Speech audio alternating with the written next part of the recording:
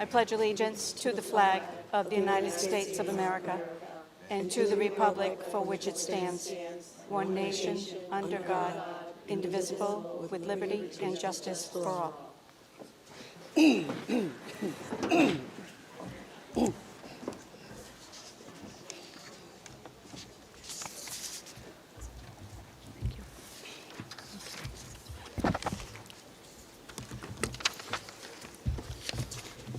Okay, so before we get started this evening, I want to give the audience a little bit of a layout of what we're doing here this evening. The first thing, though, that will be probably most important for you to know is that audience members will have 2 opportunities this evening to speak. One will be during the open forum that we're about to kick off. It's your usual open forum to speak about whatever topics that you would like. And then as part of our elementary reconfiguration discussion, toward the end of that discussion, I will again invite people to come up and to give us your thoughts with respect to the plans that have been put on the table for discussion this evening. So that's just a little bit of a heads up that that's how we will take a look at this today. So without further ado, I would like to kick off the open forum. We have 6 people signed up, beginning with Jennifer Wolf. Diane, do you want me to go over my questions after this, or? This is just open forum. It's time for the Okay. For the public to speak. Okay. Hi, Ms. Wolf. Could you just give your address, your name once again, and go ahead. Hi, my name is Jennifer Wolf, 159 Hooper Street. Good evening. I have been very scared to share my perspective on a question that has been asked many times over the last year, but I've been afraid of retaliation towards my children and myself. Where have the students gone? To our administration and members of the school committee, please consider this an exit statement, since exit interviews are not conducted when a student leaves the district. My family is quote-unquote part of the problem. My daughter is a freshman enrolled in the Child Development CTE program at Portsmouth High School. My daughter came home from last year's 8th grade tour of THS and asked, "Mom, what are my options for high school? Because that is the unhappiest, most depressing building I've ever walked in." The teachers seemed really unhappy, and no one was excited to show us around. I asked her about the CTE offerings, and she replied, "They glazed over the programs. There was no time for questions." I've scoured my emails and have asked other parents if I missed the communications about a THS school tour CTE night for prospective students. I did not miss anything because one was not offered. Our experience at TMS was interesting, to say the least. Through her time at TMS, despite my numerous attempts to get her the help she needed academically or to address harassment directed at her from other students, I constantly felt she was brushed off. Instead, we saw more attempts made at keeping the students who clearly do not want to be there in a seat than focusing on those who actually want to be there. My daughter oftentimes felt unheard and unsupported. What made me realize the right decision was made in regard to her future was when an adult at TMS became snarky with my daughter's response to being asked what her plan for high school was. With a pang of sadness because she will not be graduating in maroon and gold, as I myself am a Tiverton Tiger, class of 2004, we began a search for a CTE program that would pave the way for her end goal, to become an elementary school teacher. With that said, thank you to the staff at Picasset Elementary School between 2015 and 2020, who served as inspiration and motivation for her to want to pursue a career in education. She is currently thriving in her pathway and loves school again for the first time since May 13th, 2020, even though she is currently playing catch-up to her peers. I also have a 2nd grader at Picasset, and the possibility of him going to TMS come time for 4th grade makes me want to send him out of district as well. TMS is absolutely no place for a 4th grader. You can call it a learning academy, but it does not change the fact that that is an environment that is not conducive to or has the infrastructure to effectively meet the needs of our youngest learners. Lastly, after having spoken with parents, students, and educators, a common theme I'm finding is the absolute lowest morale amongst students and educators. I understand that the can has been kicked down the road code since 2017-18 and has finally rusted and fallen apart. However, morale doesn't come from monetary tag. It comes from our educators feeling supported, valued, heard, and respected, and those qualities get passed on to our kids. Happy educators make happy learners, keeps those classroom seats full. Yes, money doesn't buy happiness, it makes things easier, but happiness and mutual respect can be found despite a budgetary constraint. And this, from my own personal perspective, is where the breakdown begins. Thank you.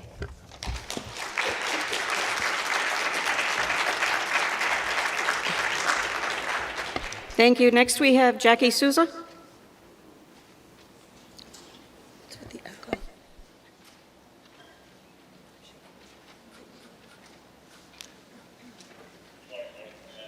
Good evening. I'm Jackie Souza, 1080 East Road. So I'm just going to read what an employee had put up on Facebook anonymously because they were in fear of retribution.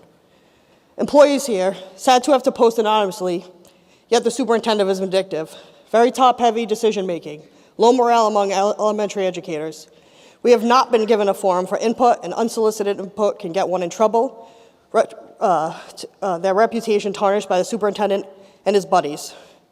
Principals are not in the loop or even on the table. Most teachers are not at the table, only the superintendent's buddies. Division is his strategy, so no one has to look at the whole picture. That being said, school committee members have no reason to make a decision next week. In March, our school committee needs to cut district overall budget down deep at the low bottom line. Then direct school improvement teams at each school to spend March and April to recommend specific staff roles to lay off, which is by seniority, so it's rather simple, and gather input suggestions for a reconfiguration. Committee should spend their March and April getting input from Tiverton residents and employees who live with and care about the new plan. As an elected committee, they need to do more than just wait for Shannon to use her 3 minutes.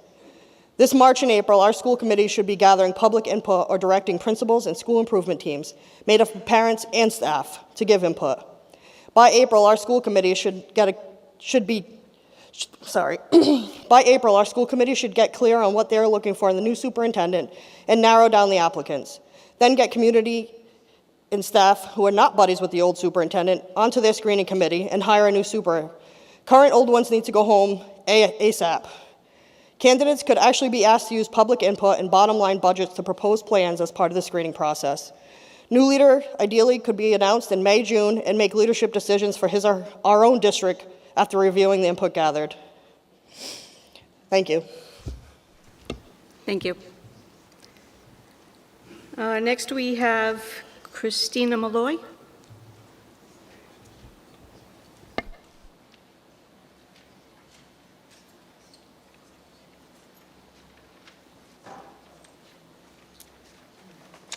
Hi, good evening.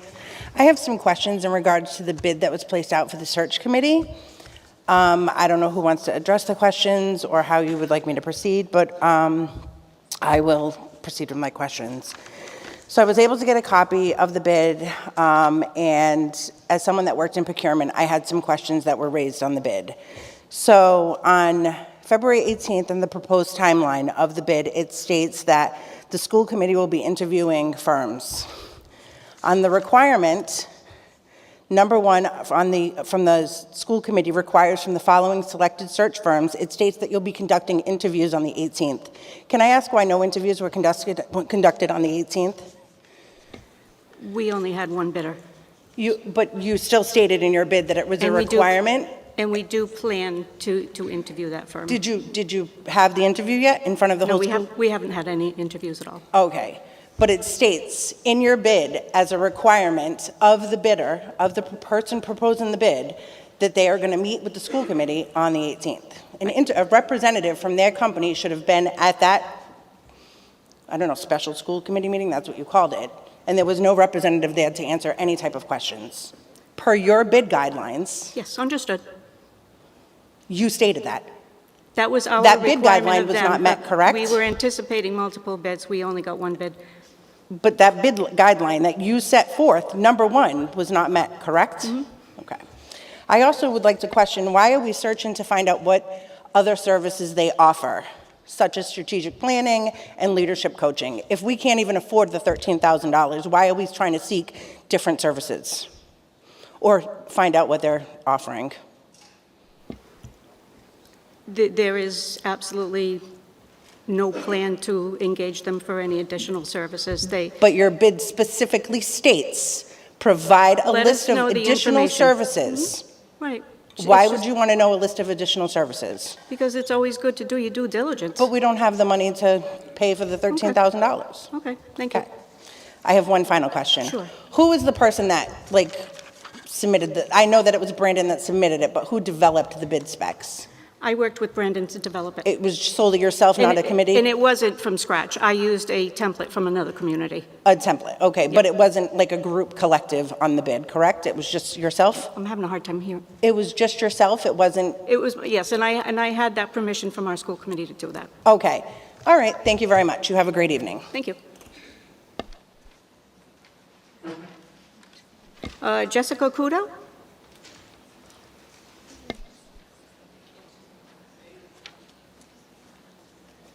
Jessica Kudo, 157 William Barton Drive. I think it is very shameful and misleading to have a vote for a school and create a subcommittee to review applicants for this position. With the variety of educational backgrounds and occupational experiences, I have faith and confidence that a selection can be made and save $12,000 to $15,000 of our looming deficit. In life, many would state that they don't like change. If it ain't broke, don't fix it, right? However, we may be faced with a change that we have no control over. With that being said, I believe communication and collaboration is essential. If or when reconfigurations of the grades in schools occur, I wish to see an opportunity for families and students to tour the schools during an open house. This would allow all to view their new educational environment, tour the facilities, meet with staff, etc. I believe this would help to alleviate a lot of anxiety and fear for children and families. This may help to facilitate acceptance of change. Lastly, last Thursday, there was a negative encounter that I had with one of the school committee members. At the end of the meeting, as parents were congregating in the hallway, this individual, in which I cannot name due to the rules, approached me and lashed out verbally her discontent with the way in which she and members of the school committee had been treated by the public. She continued to state that if people are not happy with who is on the school committee and helping to make decisions, then they should have ran. I was taken aback at her comments. I was confused why she was lashing out verbally at me, which, by the way, I have never spoken to her in the past, and she doesn't even know who I am. While I will not go on and on about what was said, I will just say this. All members of the school committee must abide by the code of conduct and ethics. As an elected official, you must be respectful to your peers and those individuals with whom you work for. Under no circumstances should anyone be egocentric in their position. I do not condone harassment and bullying from either school committee members and parents. I promote collaboration and respect amongst all. Last Thursday, what occurred to me will be the last time this ever happens. Practice what you preach. We teach our children to not bully others. Whether you be a chairperson, vice chairperson, or school committee member, you drink the same water as we do. Learn to cooperate, collaborate, respect, and show compassion to those who elected you. Thank you.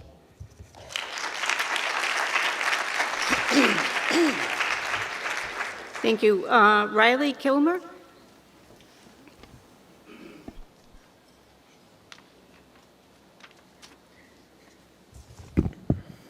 Riley Kilmer, 50 Tower Hill Road. So I have a couple things to address tonight, one concerning the budgetary issues and then one, the proposed reorganization. Just with regards to the budget, just really frustrated, I know a lot of people are, about how we really got to this point. Last year, there were a lot of teacher layoffs, but the budget deficit appears to be larger or at least the same as it was last year. Really want to know what is the plan for the long-term fix for these issues without decimating the entire district and eliminating learning opportunities that are crucial for students in our modern society. I'm a parent of 3 young children, so I'm certainly focused on the elementary schools, but I'm also very concerned about what classes and offerings will be provided at the middle and high schools should my children go to those schools. Overall, I really believe that we as parents are tired of this constant governing by crisis and need a consistent and comprehensive plan in order to determine what is best for our children.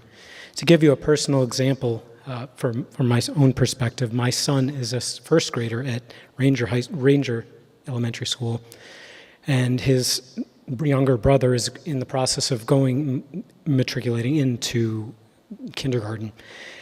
He is very frustrated and concerned and worried about going into kindergarten, but he is helped by the fact that he is supposed to be going to Ranger Elementary School with his older brother to help him through the process. So there's the possibility that that is not going to take place. That's a direct effect on my personal family. With regards to reorganization, I think a lot of people have said last year, the plan that was proposed last year initially, K through 1 at Ranger, 2 to 3 at Pecasset, and 4 to 5 at Tiverton Middle School, was determined to not be satisfactory to a lot of parents. And I implore you to consider multiple options rather than just the single one that was proposed last year. Some of the reasons that were brought up for the initial plan last year to be unsatisfactory is breaking up students every couple of years is really not conducive to their learning and stability. It creates a disjointed environment where children are not allowed to become comfortable in their environment before being shuffled off to another location. Secondly, transportation is a very large issue as well. If the schools were to be reorganized as it was proposed last year, there's the possibility for students with parents with multiple children to have to send their children to 3 different schools or more at the same time. Even if they're going to be using the bus, there's a possibility of how long those students' bus rides will be, or if you're going to need to engage with more buses, which would be an added cost to the district. So I really am imploring you to consider other options. Some of the things that I have thought of, I'm not an expert by any means, but the possibility of consolidating the Fort Barton classrooms into the existing classrooms at Ranger and Pecasset, and something along the lines of thinking about the use of temporary buildings as classrooms as necessary to facilitate that. So thank you for your time. Thank you. Elaine Deldale.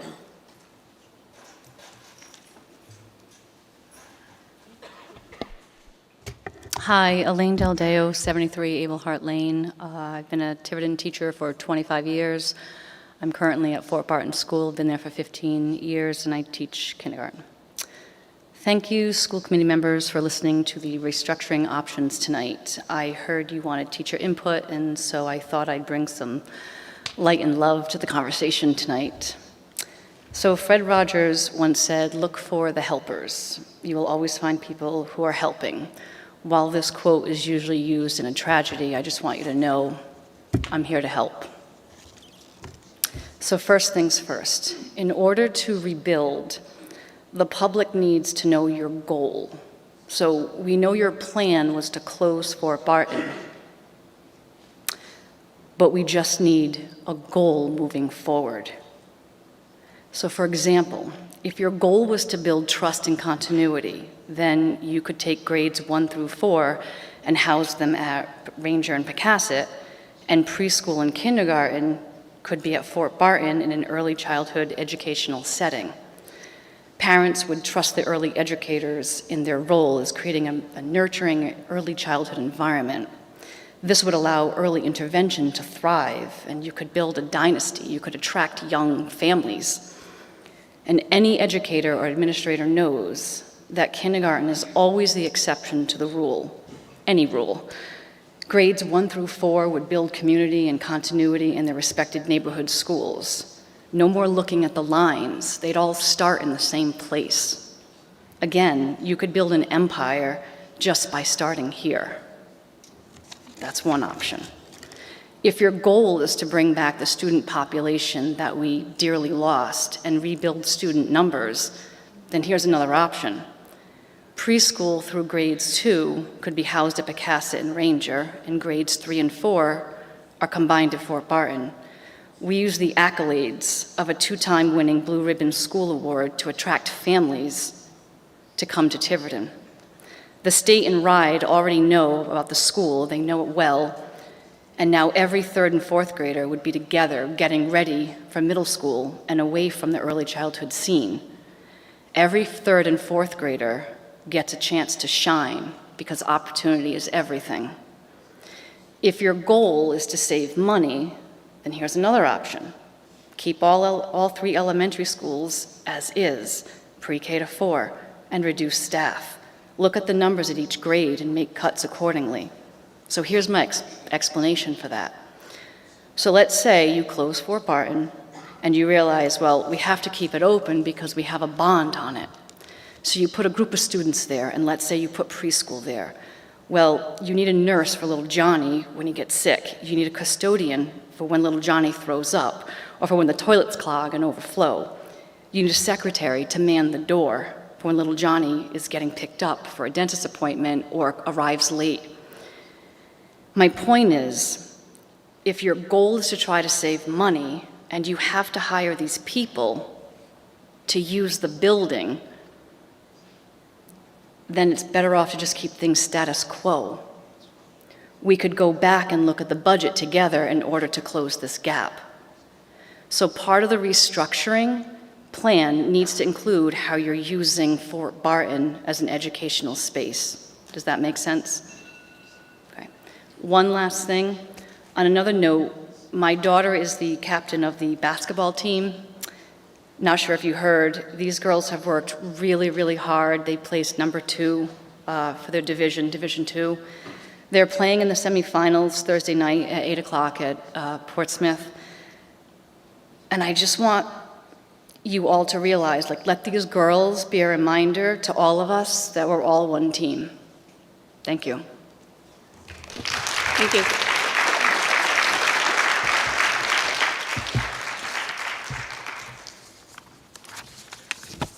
Okay, we do have a few items of business to cover before we get into the school discussion. So we will begin with item 3A, approve homeschool requests for the 2024-25 school year. Ms. Kraeger?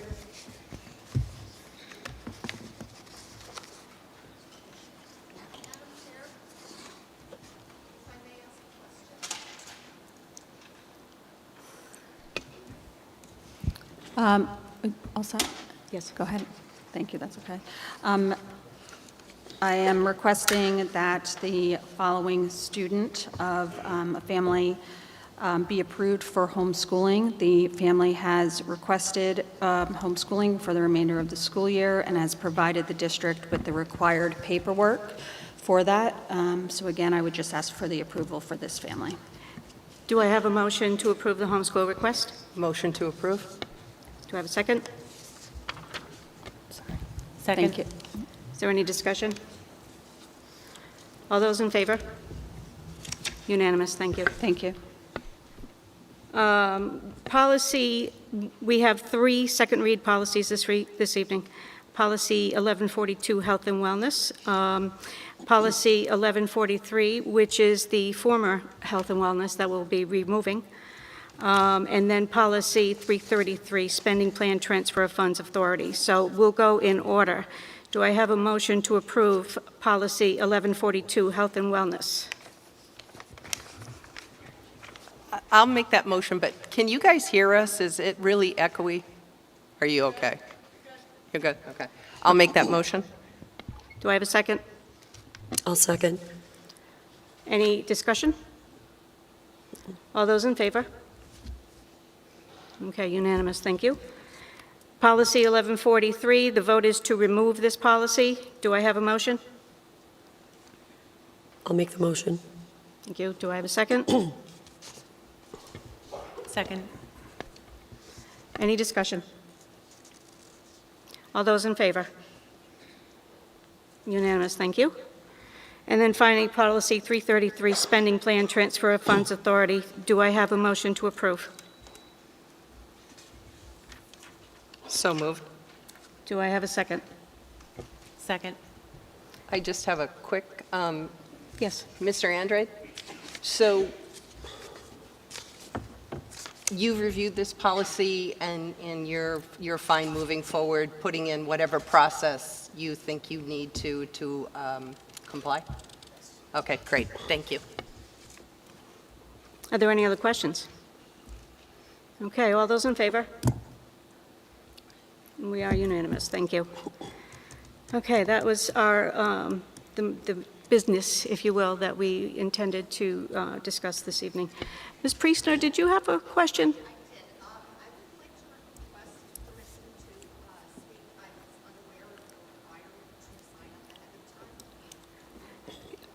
Do I have consensus from the committee to allow? Yes. Come on up.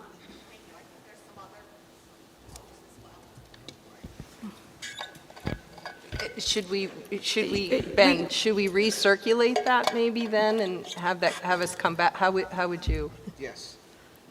And If the committee, if it's the will of the committee, yes. So recirculate the form so that people can everybody can sign up, and then we'll have them come back Yes. up again? Okay. okay, we'll give it a couple of moments. Well, no, you can stay there. We're just, You if can sign anyone it up. else wants to sign up. Anyone else?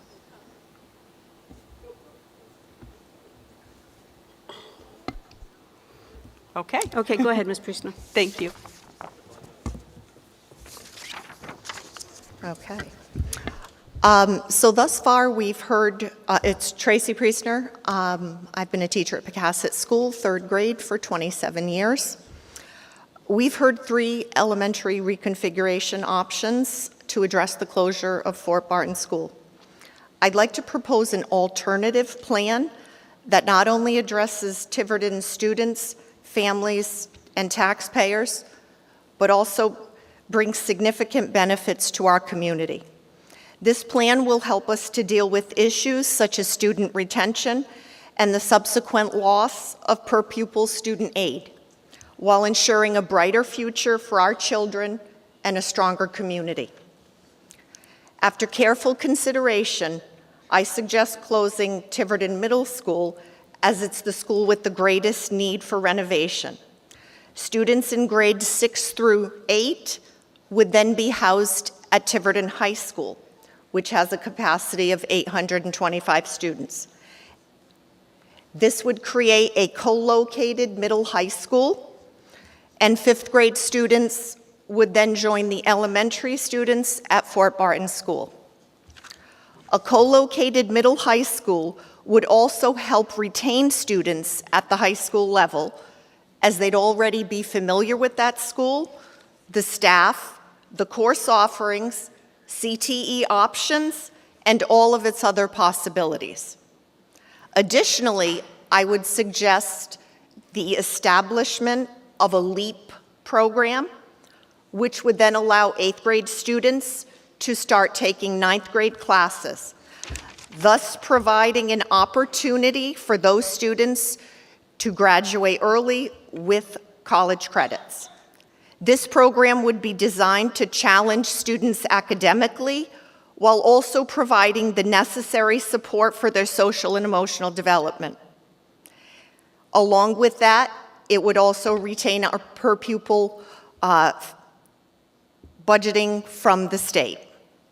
This plan maintains educational continuity while prioritizing the well-being of students, families, staff, and the taxpayers who graciously voted to fund the construction of 3 elementary schools. Thank you for your time and consideration. Tracy, thank you. I just, because I couldn't quite hear, the 8th graders, a LEAP? Other districts call it a LEAP program, LEAP, Okay. where those students in 8th grade are allowed to take 9th grade courses. Gotcha, okay, thank you. Lead to student retention. Thank you.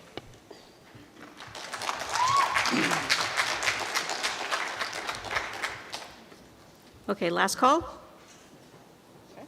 Okay, we're going to close the open forum. Thank you. Madam Chair, I don't have anything to say, but I know the majority of you there, but I know there's a lot of us. Could you guys just do a quick introduction, if you don't mind?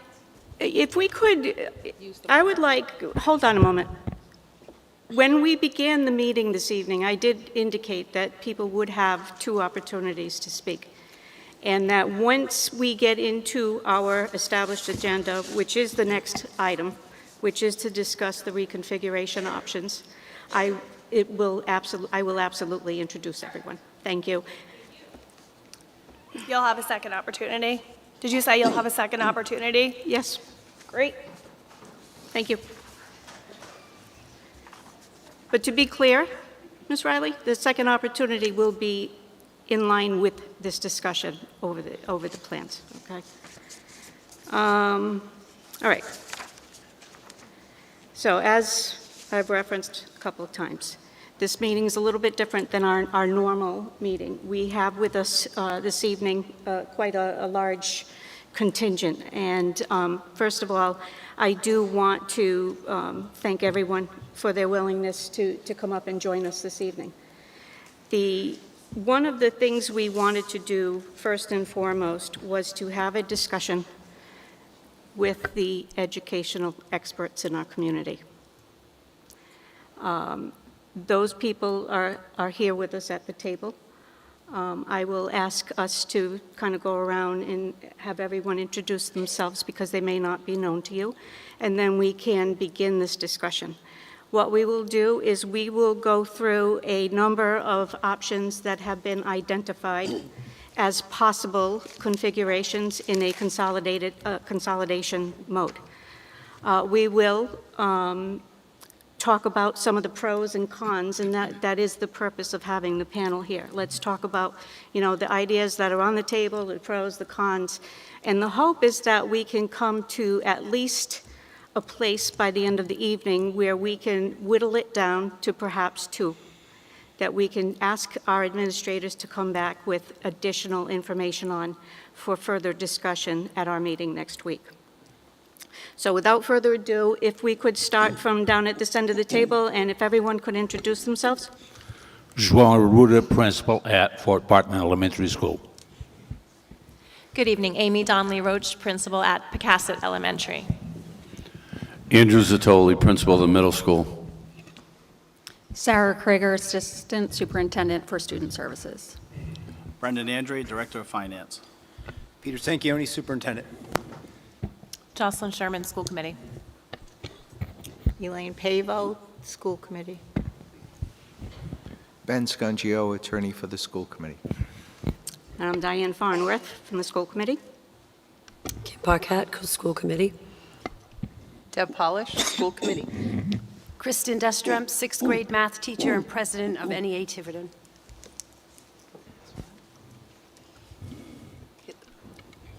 All set. Wendy Flynn, Council 94 President, Special Education TA at Fort Barton. Donna Larson, grade 4 Ranger. Hallie Azevedo, grade 2 Pecasset School. Jen Curtis, teacher on special assignment. Julie Simmons, 1st grade at Pecasset. Thank you, everyone.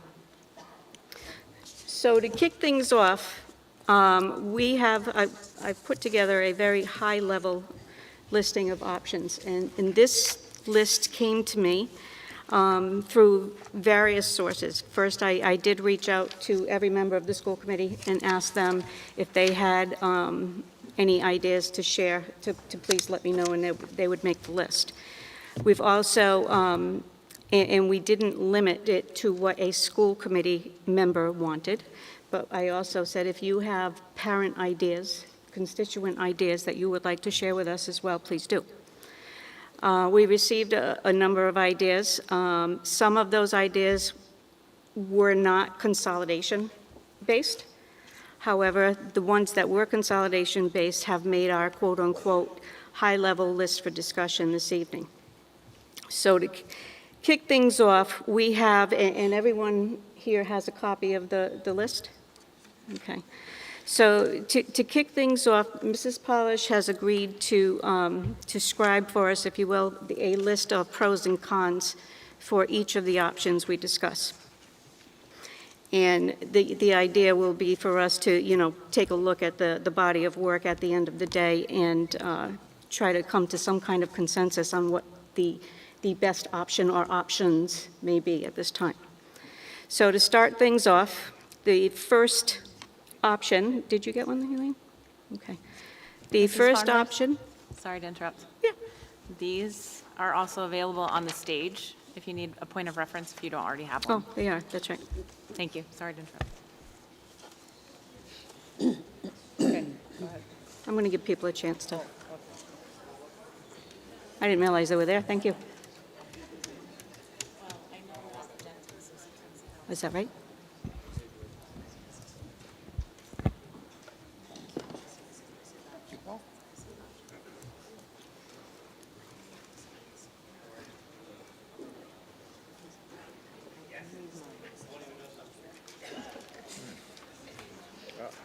Running out. I've already written on mine.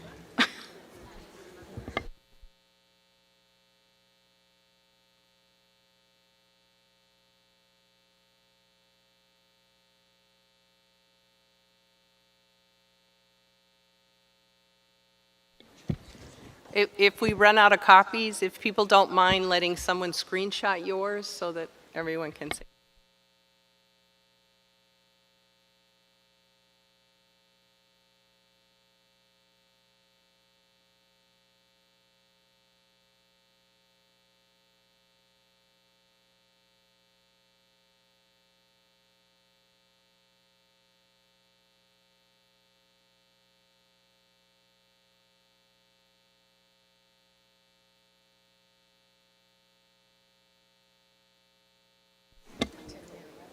Thank you, everyone. So what we have in front of us is a list that's numbered A, B, and C. And the first one would involve having pre-K through grade 4 to be placed at Pecasset and Ranger. So in essence, taking the current elementary footprint and bringing it down from 3 schools to 2. The options within that would be based upon either geography or grade level. And by geography, it's where you live in town and where the maps are drawn. The second option that we'll undertake is K through 4 to remain at Pecasset and Ranger with pre-K at Fort Barton. Again, the discussion will be, the options within here would be based upon either geography where you live or by grade level. Pre-K through grade 3, the third option, I apologize, option C. Pre-K through grade 3 to be placed at Pecasset and Ranger, with grade 4 moving to the middle school. Obviously, pre-K through 3, again, same as with the previous examples, would either be based upon geography or grade level, depending on how the conversation goes. And that, the assumption is that grade 4 would remain in an elementary model. We also had some additional suggestions beyond these primary thoughts. One would be to move the 8th grade to the high school if we were to decide to move the 4th grade to the middle school. One would be to utilize the grade 4 space, perhaps, if we don't go to the middle school with grade 4 for an adult learning program. And then, the overwhelming message that I received from parents especially was, let's try to keep the Fort Barton children together as much as possible within class sections for the first year to make the move a little easier. And that's, great, all great suggestions. And we can talk about those, although they are separate and apart from the primary discussion. So to kick things off, right from the top here, and these were not, I may have put these down on paper, but they're not in any particular order, so please don't read into anything there. Pre-K through grade 4 to be placed at Pecasset and Ranger. The first, I'll kick it off with the pros. So because I'm trying to write them, what we're talking about now is simply we have pre-K through 4 at one school, pre-K at 4 at the other school, and then there'll be district. Yes? Okay. Yes. So basically what we have now, okay. Yep. Okay. Everyone else understand what that is? Okay. So, and we would have, we would have the option of handling it 2 ways, whether it be, through redistricting on the map, or through having students in, places by grade level. I know we've heard a few suggestions to that end this evening. Starting with based on geography, which would be really redistricting, which has been, something we've done several times here in Tiverton over the years. I will kick it off with first of all, a pro for this, so that we can get this conversation starting. I will ask that if you would like to add anything, to please just, indicate to me that you'd like to speak, and I'll give you the floor, okay? So a pro to this type of a setup would be that the children would be in a familiar type of structure. They're in a pre-K through 4 arrangement today. They would be in a pre-K through 4 arrangement tomorrow. And again, I'm just kicking it off, and I'm hoping that this really and truly does become a discussion. So does anyone have anything they'd like to add? Ginny? I just have a question. Yes. For this one, pre-K to grade 4, you're looking 16 classrooms. Does that mean that you'll be utilizing like the art music room would be utilized as a classroom? That would definitely be, we would have to. Because I know, like at Ranger, we have 12 classrooms. Then we have the art, so this would mean that the music art room would be used as a classroom, probably the library as well. Right, okay. So then I would like to say a con to that plan. To me, I think that the music and art teachers and their area deserve their own space. I believe that, no, thank you. Thank you. I think that's, first of all, it's professionally respectful. Secondly, children need to have a space where they are creative. And I think that would cause a great deal of difficulty for those teachers to move through the building on a cart. And also, if you're having art in the classroom or music in the classroom or health in the classroom teacher doesn't have that room to which to do their planning at that time. And also, again, children need to move in, children need a different space. They need to be out of their 4 walls. So that would be a con to that. A con or 8? A. One con, but one big con. Thank you. I broke it down to 3. Yes. Ms. Kraeger? I agree with your pro. Just in relation to cons, this does not allow for any special education classrooms. In addition to that, it does not allow for any OT, PT, speech and language, or calming areas for students. Did you get that, Mrs. Polish? I think so. So no special ed, OTC. No classrooms for special students who receive their services outside of the regular ed classroom. Okay. No space for speech, OT, PT. Yep. Or a calming area for students who are dysregulated. Yes, Kim? I'm concerned with the classroom sizes. I think they would be way too overburdened, especially the teachers right now after last year. It seems like everyone's doing way too much and they've lost a lot of time, their planning time. They've gained extra students, and I just think that would be an added challenge to the teachers that I just don't think is a good idea. Great point. Or the students either. What was the rest of that, Kim? Classroom sizes and teacher overburden. overburden. Yeah. Do we have any other thoughts on this particular proposal? Pro or con? Another con could possibly be the fact that with enrollment getting bigger, where would we put the students? So no space to grow. Right. Is that, I want to put words in No, your mouth. that. And I will, I did do the initial research on this, and we currently have 558 students that we would be looking to place. And so that what that results in is, in the high 200s in each of our elementary schools, which is well beyond where they are today.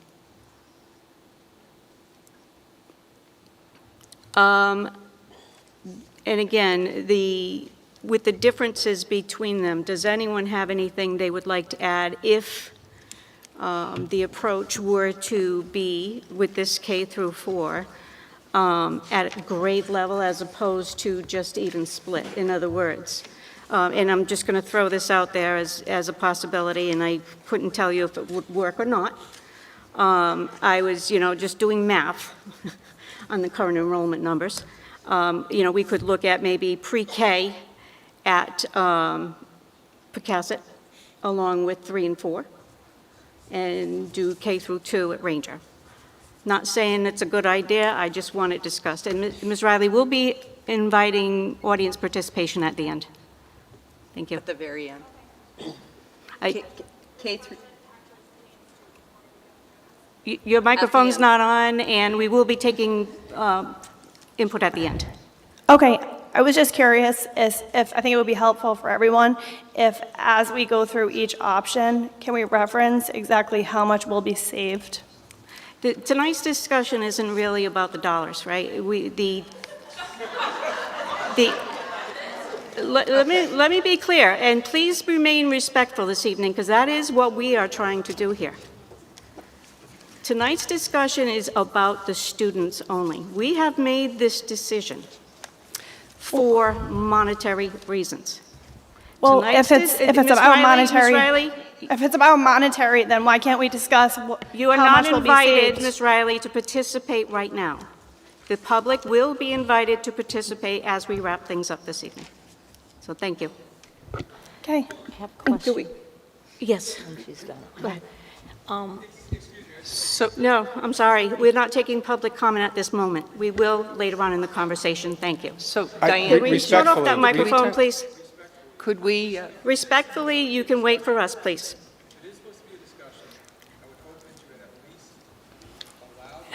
Sir, to at least participate in the discussion by option that you're reviewing, as opposed to taking input at the end. I mean, you guys are here to represent the best interest. we are, and that's to represent the best interests of our entire town. And if please, it's helpful, I'll reread the pros and cons. We'll at the revisit end. each one of them. We'll revisit. But let's get through this first part of the conversation, please. So Diane, I'm sorry, could you give me your pre-K 3-4 Pecasset, K2 Fort Barton, no, K2 Ranger, and that was just an example. Just an example. Diane? Yes, Celia. May I ask my question? Yes. Before the genius continues? Julie, how many classrooms did you say are at Pecasset? Regular classrooms? If you don't mind Just- the microphone, please. Julie, your microphone. Oh, sorry. There are 10. There are 10. 10. And so we have right now about 50 children in pre-K, so that would take up 2 classrooms. So that would leave us approximately 8 classrooms. Okay, that's it. Thank you. So, Madam Chair, go ahead, Yes. Amy.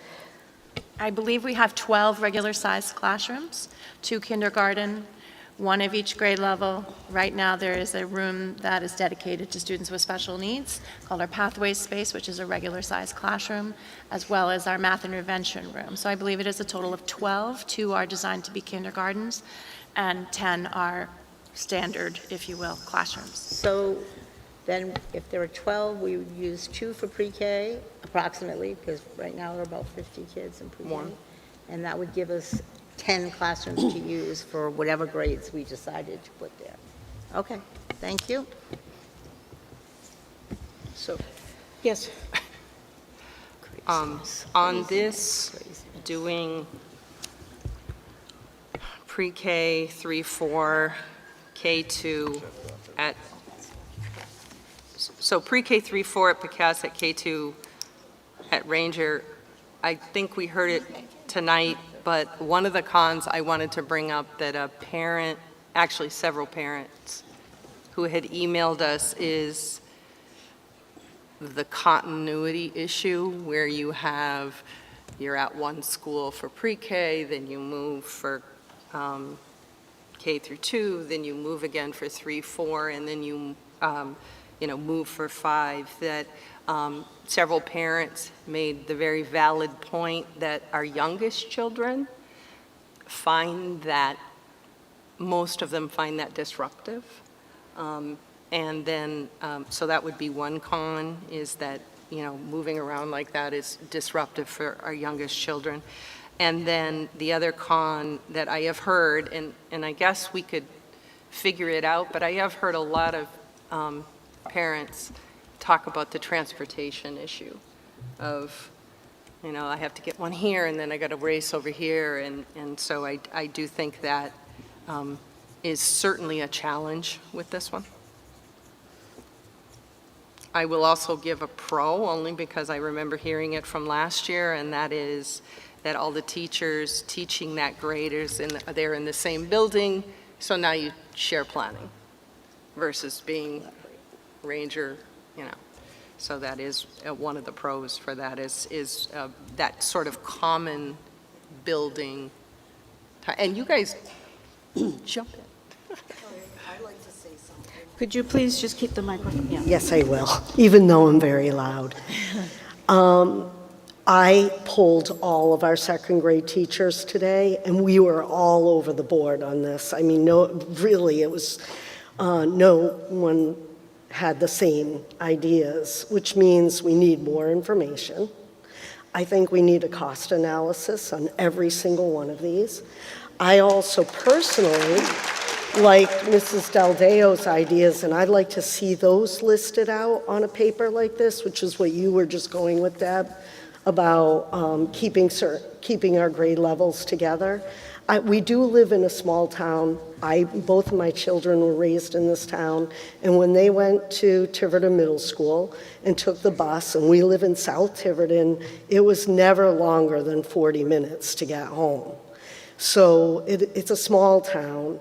There are other towns. In fact, I believe the top 4 school systems in Rhode Island, I know Barrington, because I'm from Barrington, even though I live here now for over 20 years, they have their 4th and 5th together at Hampton Meadows, and then their other 2 schools, Soames and Primrose Hill, do their K through 3 together. So that's another, maybe visiting a school system that does that keeps grades together, or other school systems that may be doing that in Rhode Island, and finding out, because Rhode Island's so small, and a lot of our towns are small, so it would be nice to go and visit other school systems that are doing that kind of model and talk to them about the busing situation. And a lot of our parents also drive and pick up their children at schools. So we need to analyze the buses as to how many kids are actually riding the buses to these regular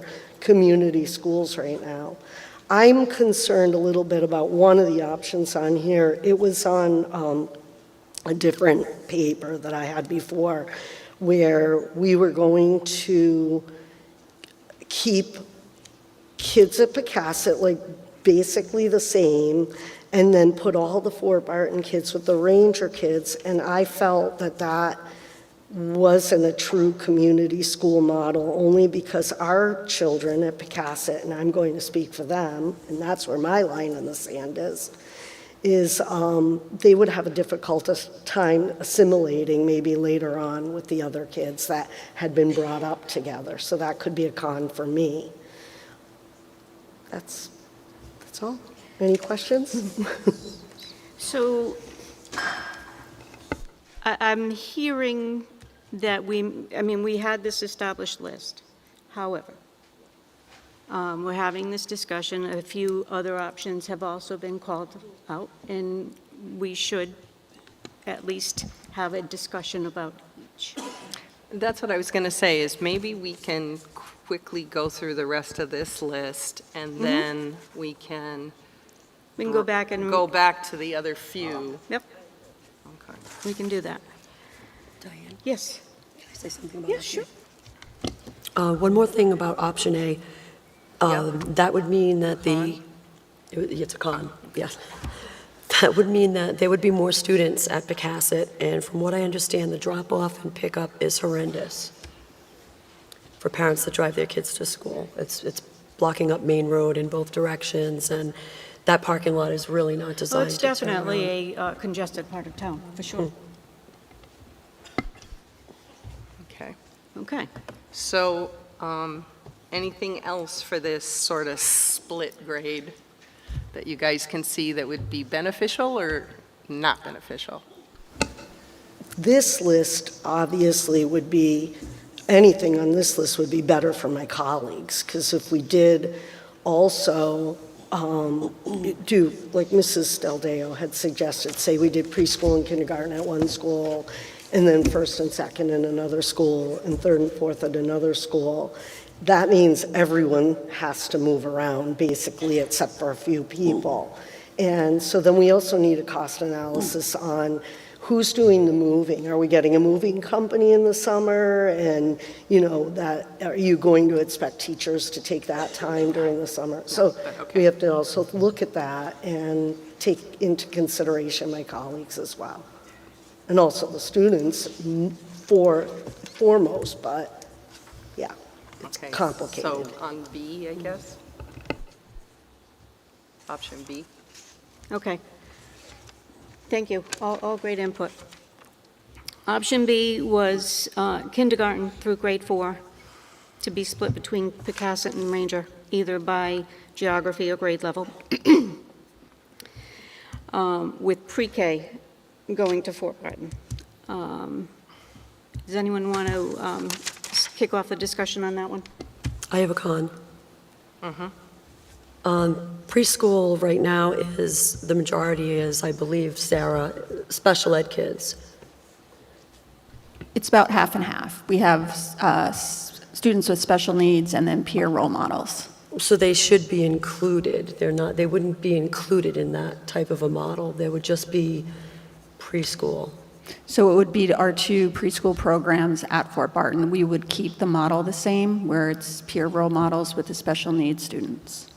But that's all they would have for peer role. I mean, they would be going to their specials with It's a half-day program for both, so there are no specials. It's a 2.5-hour program where they're really receiving their special education services during that time. So their inclusion time is within that classroom setting. Okay, just a quick question. Do you feel like that's a good idea, though, with inclusion? Preschool, they're supposed to be included. I like that the 2 pre-K classes would be together. Right now, they are in 2 separate buildings. I like the idea of having them together so the pre-K teachers and teacher assistants can work with one another.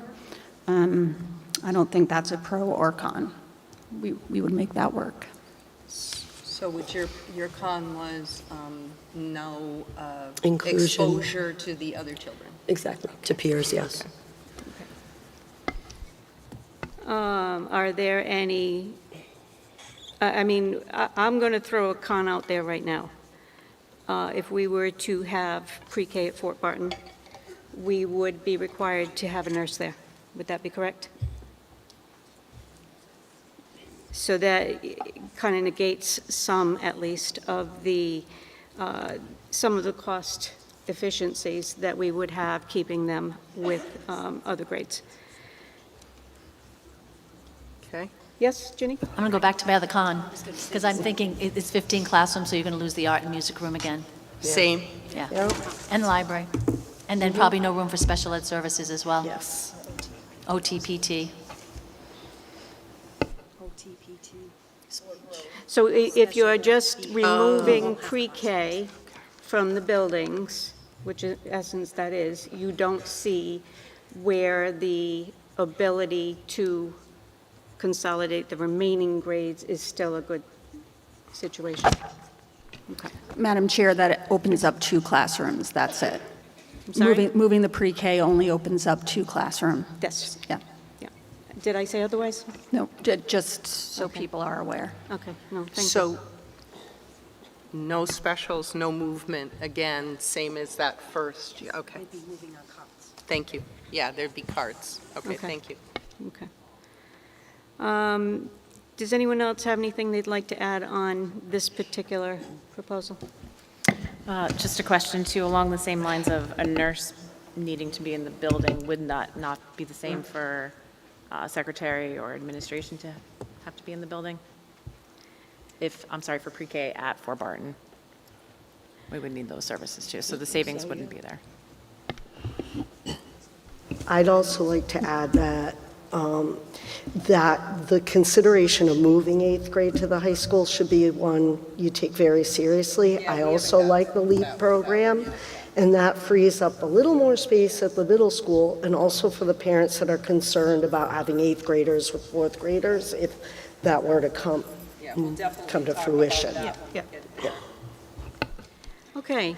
So right now, go we're ahead. just talking about kindergarten through grade 4 at Picasset and Ranger, just split, and then pre-K over at Fort Barton. Okay. Are there any other comments on that option right now? No, okay. The next one on the table is pre-K through grade 3, to be placed between Picasset and Ranger, and grade 4 moving to the middle school. Obviously, the pre-K through grade 3, if we look at it by district or geography, it would be the same discussion as with the other options. Same thing with the grade levels, right? It would be some sort of grade level configuration, and I really don't have anything to suggest in that respect. I'm going to leave it to the experts here on the table. Starting off with I'll kick it off with a pro for this. It does alleviate the space issues at the 2 remaining elementary schools. The 4th grade is 112-ish kids this year that are in the schools. And so it would alleviate some of the space concerns. And then I will go ahead and allow others to opine. I have a con. Grade 4 in the middle school, they're babies. For lack of a better word, I'm sorry, I don't mean to downplay your children, but they're babies and they're in that environment.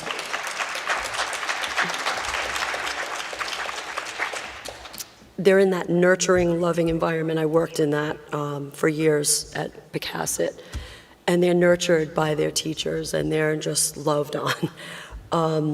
There's more focus on them. I just feel sending them to the middle school is just not a good idea. I was reading there was studies done where there's all kinds, like students, they have an increase in disciplinary issues. They're too socially and emotionally immature to be in with other children of older ages. They suffer in areas of reading and math, and they have lower test scores. They have a decline in academic achievement and self-esteem. This also requires extra counseling and extra social emotional issues for all students. Those are my cons. You got those? Thank you. I think those are all great. To the one parent that actually shared a lot of these studies with us as well, I thank you. I think we also, and I didn't give this enough clarification when I brought the topic through. My understanding is that should the grade 4 cohort be moved to the middle school, they would continue to follow an elementary model. They would continue to have the same teachers as they would have had today.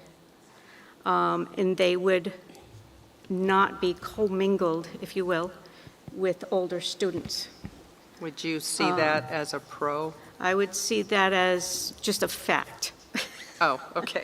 Because I didn't say it from the get-go, and I certainly didn't put it in print, but I also don't want to, just gloss over the fact that that's, I think what the schools department is thinking of in that respect. So I'll leave it right there and allow others to continue. Would they be taking the same buses and on the same schedule as the middle school, or separate elementary schedule? Okay, thank you. I'm sorry, I missed the answer to that. Elementary, they would be on the elementary bus and then just dropped off? I would actually like to discuss that one a little bit more too, should that become an option, because I honestly, I think there's a lot of savings to be had in our transportation if we have the kids on the same bus together. But Go ahead.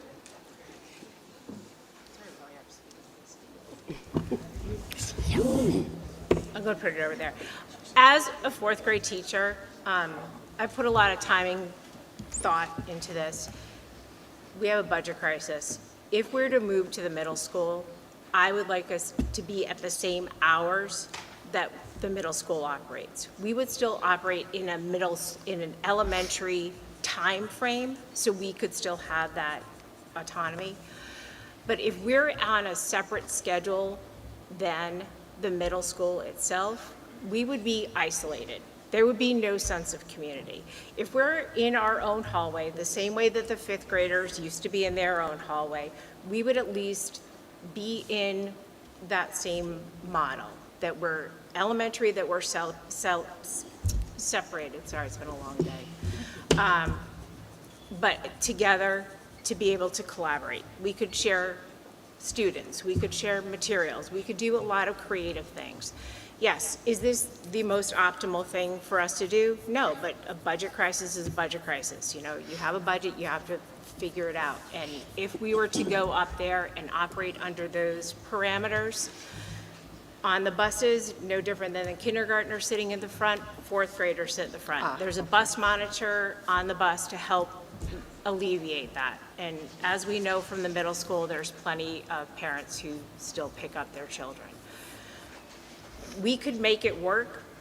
We're not going to change who we are as fourth grade teachers. I've talked to other fourth grade teachers, and we could make this work if this is the direction that the district has to go in.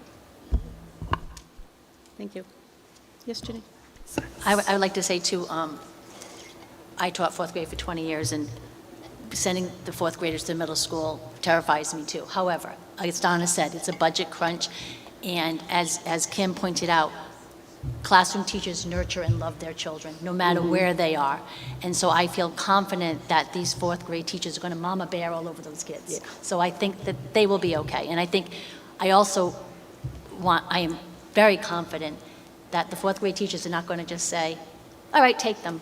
They're going to be totally involved in whatever plan there is to send those children to the middle school. And we've already had conversations with administration about some suggestions, and they've been heard, and they've been considered. And so I think that our fourth grade teachers are very strong women, if you've ever met them, and they will advocate quite strongly for the best interests of their children. So, and I think the administration will listen to that. So while it's not optimal, I think it may have to be done for a few years. But I also want to go back to what Donna said about schedules, also isolation. But then if you run the middle school fourth graders at a different schedule, at the elementary schedule, then you run into that problem again of having children at the middle school in fourth grade being let out the same time maybe another child at Picasset is being let out. So I mean, like a parent may have to run between two buildings. Yeah. So that could be a problem, transportation-wise. Also, if you run two different schedules, then you're going to have your nurses, your custodians, your secretaries, et cetera, on two different schedules. And again, it does create some isolation. So I think those would be cons. Oops. Yes. You're in the building? I am. Did you walk it? What's it, what would that look like? If you could help me, yeah. Well, fourth grade would be. I'm sorry. Yeah. Do you want me to talk about the model, or Well, how do you want me to? Like, what would it look, I'm walking if in. if you walked in the building, the main door, you have that hallway facing you, where the fifth grade is currently. Okay. That could become fourth grade. At the end of that hallway, there's a brand-new bathroom. Yes. That would be a bathroom just for the fourth grade. Okay. On the opposite side of the building, because the building is a square if you've never been in the middle school, the opposite hallway, parallel to the fourth grade hallway, you could place fifth grade. Okay. You would need the back hallway near the gym. We would need to put a couple of science classrooms back there. Right, Mr. Zatoli? And then 6th, 7th, and 8th would be upstairs. When we were on our tour, Yep. the middle, The library is available for what? Because we Right. closed down the libraries. So it's open now. So that could be fourth grade Library. art, music. Well, yeah, because the co-curricular teachers will be going from the elementary to the middle school for fourth grade. So they will still have their art teacher, they will have their music teacher that they know, their librarian. So that library would serve as that fourth grade, because it's not being used now, yes? We use it, like teachers bring our kids in, we do. But that would be used for the specials, if you will, for, We have enough room for the specials, I think. okay. Mr. Zatoli? Thank you. I'm just trying to visualize. I won't repeat what was said, but that was all accurate. I would just say this much. We have plenty of room in the middle school to house fourth graders. Fourth and fifth would be on that bottom front. Fourth grade, as we said, would be their own elementary schedule. So in essence, and I understand why parents are nervous, we're just taking them, putting them there with teachers that they're familiar with in the schedule that they would have had if this was not part of the movement.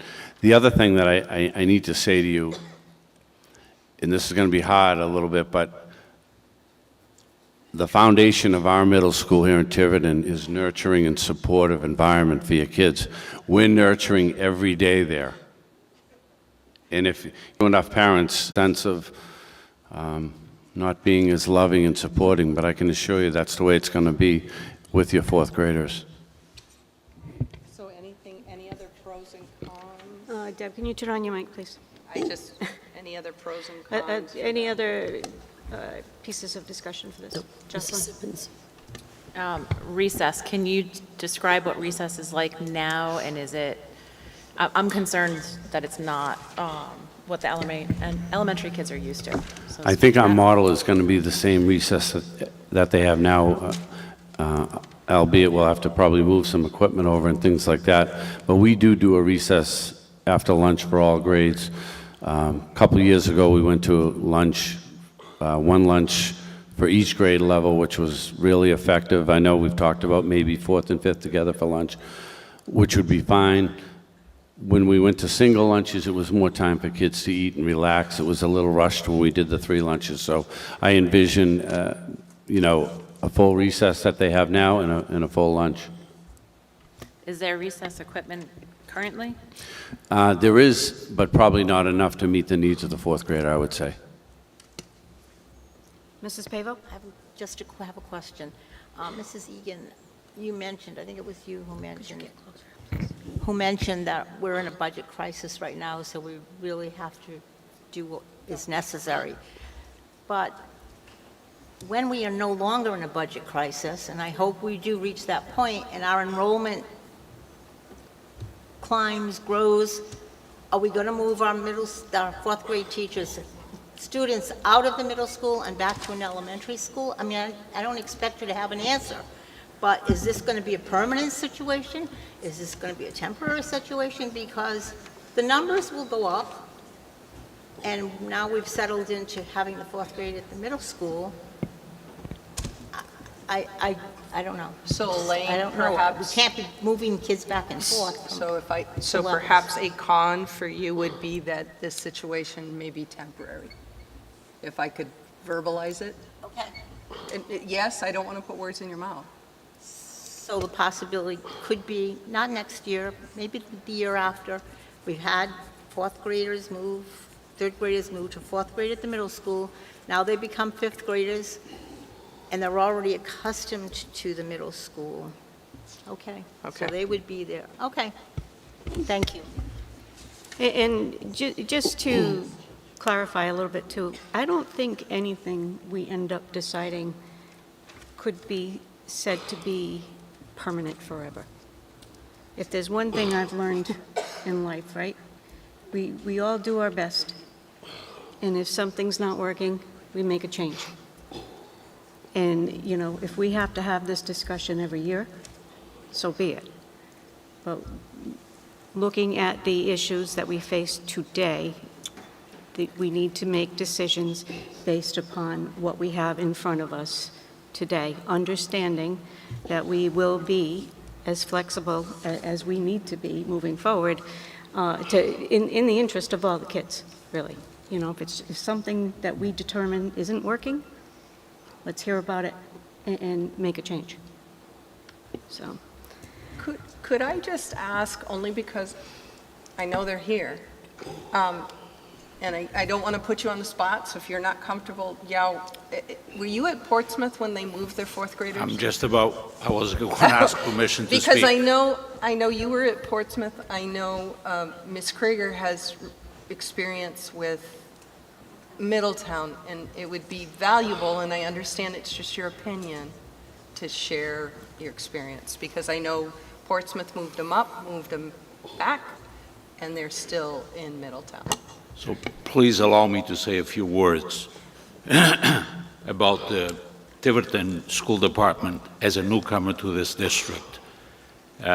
Since my arrival at the Tiverton School Department, I have witnessed greatness as we prepare our staff with numerous professional developments and our students with an optimum education. And I have said this many, many times. Tiverton has been recognized as a district that continually is on the rise, and that is showcased as such through their academic achievements. At Fort Barton, I have found an educational community that has given me great pride to be their principal. Sadly, a budget deficit has brought us to tonight, where we are discussing possible reconfiguration options. My former district had to move grades 4 and 5 to their middle school. It was quite the task, and it came with some challenges. I do have to say, give students the tools, and they will learn. Give teachers the resources, and they will teach. In this process, it is imperative, and I've been hearing some of the pros here at the table tonight, and it is imperative that the physical space and layout is conducive to learning. Having classes next to one another, bathrooms nearby, flexible scheduling, and that can be very tricky when we talk about flexible scheduling. Traveling to specials, which they had to be accompanied by teachers, and these were in place when the Portsmouth made the move into the middle school. Portsmouth had quite a bit of issues when it came to the buses, because grades 4 through 8 were in the bus. And there was a lot of concerns from parents. And also, we did not have the greatest playground at that particular time, being it was a school of 6, 7, 8.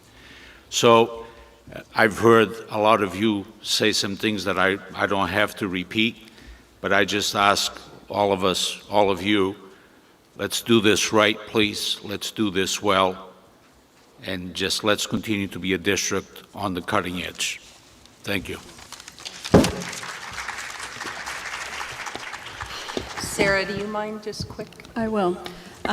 When Middletown closed John F. Kennedy School, the fourth grade moving up to Gaudet Middle School was decided upon in that same sort of decision. So they closed JFK, and the fourth graders were moving to Gaudet Middle School. I think what made it successful, and that's still how it runs today, was as soon as that decision was made, Middletown created transition groups or work groups that met on a biweekly basis, where parents, community members, teachers, administrators, all stakeholders were part of decision-making. And the anxieties were heard, the fear was heard, the fear was listened to, and I think responded with not just one person making a decision, but a team making a decision, a community making a decision. If that is the direction that Tiverton goes, I would be advocating for a similar situation to make sure we have that work group in place. There was consistent communication a question and answer fact sheet that was ongoing that parents and teachers had access to. And it really became a way for the community to come together. From a personal standpoint, my daughter was a third grader at JFK, and her school was the one who closed. So she was a fourth grader that first year at Gaudet. My son later was there a few years after that. I can only speak with my experience and my daughter's experience. Again, because we had so many answers going into the school year, it was successful. Students were part of those work groups, so my daughter was there talking about things that she felt she and her friends needed, and what the importance of the student voice. So I think that's something that we have talked about, that if it goes in that direction, that is the same sort of path we would take. Thank you, Sarah. Yes, Jocelyn. We've had several parents reach out to us, and We did. yes, some of the feedback that we got was questioning if fourth grade did go to the middle school, what's the difference between putting fourth grade at the middle school versus creating a learning academy as Gaudet has. So Gaudet Learning Academy is grades 4 and 5, and then the rest is the middle school. So separate principals, I believe, for the two. Yeah. Is that something you can speak to? So that actually came out in that work group setting. It was just going to be a fourth grade separate hallway, very separate situation. But through that work group conversations, it was then decided to make it more of a fourth and fifth grade academy, kind of moving the fourth and fifth graders up together. A lot of them played sports together, so it really became more of a community, and they had more friendships as they moved up. So it did become a fourth, fifth grade academy. Eventually, they did have, they split up the principals. They started with a principal and assistant principal of 4 through 8. They changed it recently to have, to split that, so there's one principal for grades 4 and 5, Gaudet Learning Academy. And that is a separate school. It's a separate school with the State Department, and a principal for 6, 7, 8. But that did not happen right away. Okay, that just evolved. Okay. Yeah. Thank you. And then the other thing is that the kids did go on the bus. It was the same schedule, though in the same hours, but it was run on an elementary schedule for 4 and 5.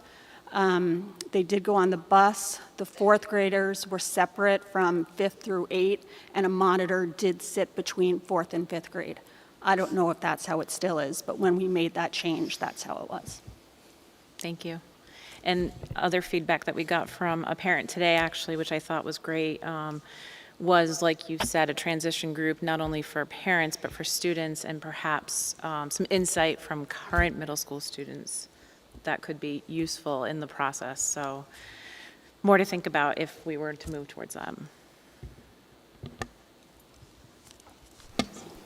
Thank you. Julie?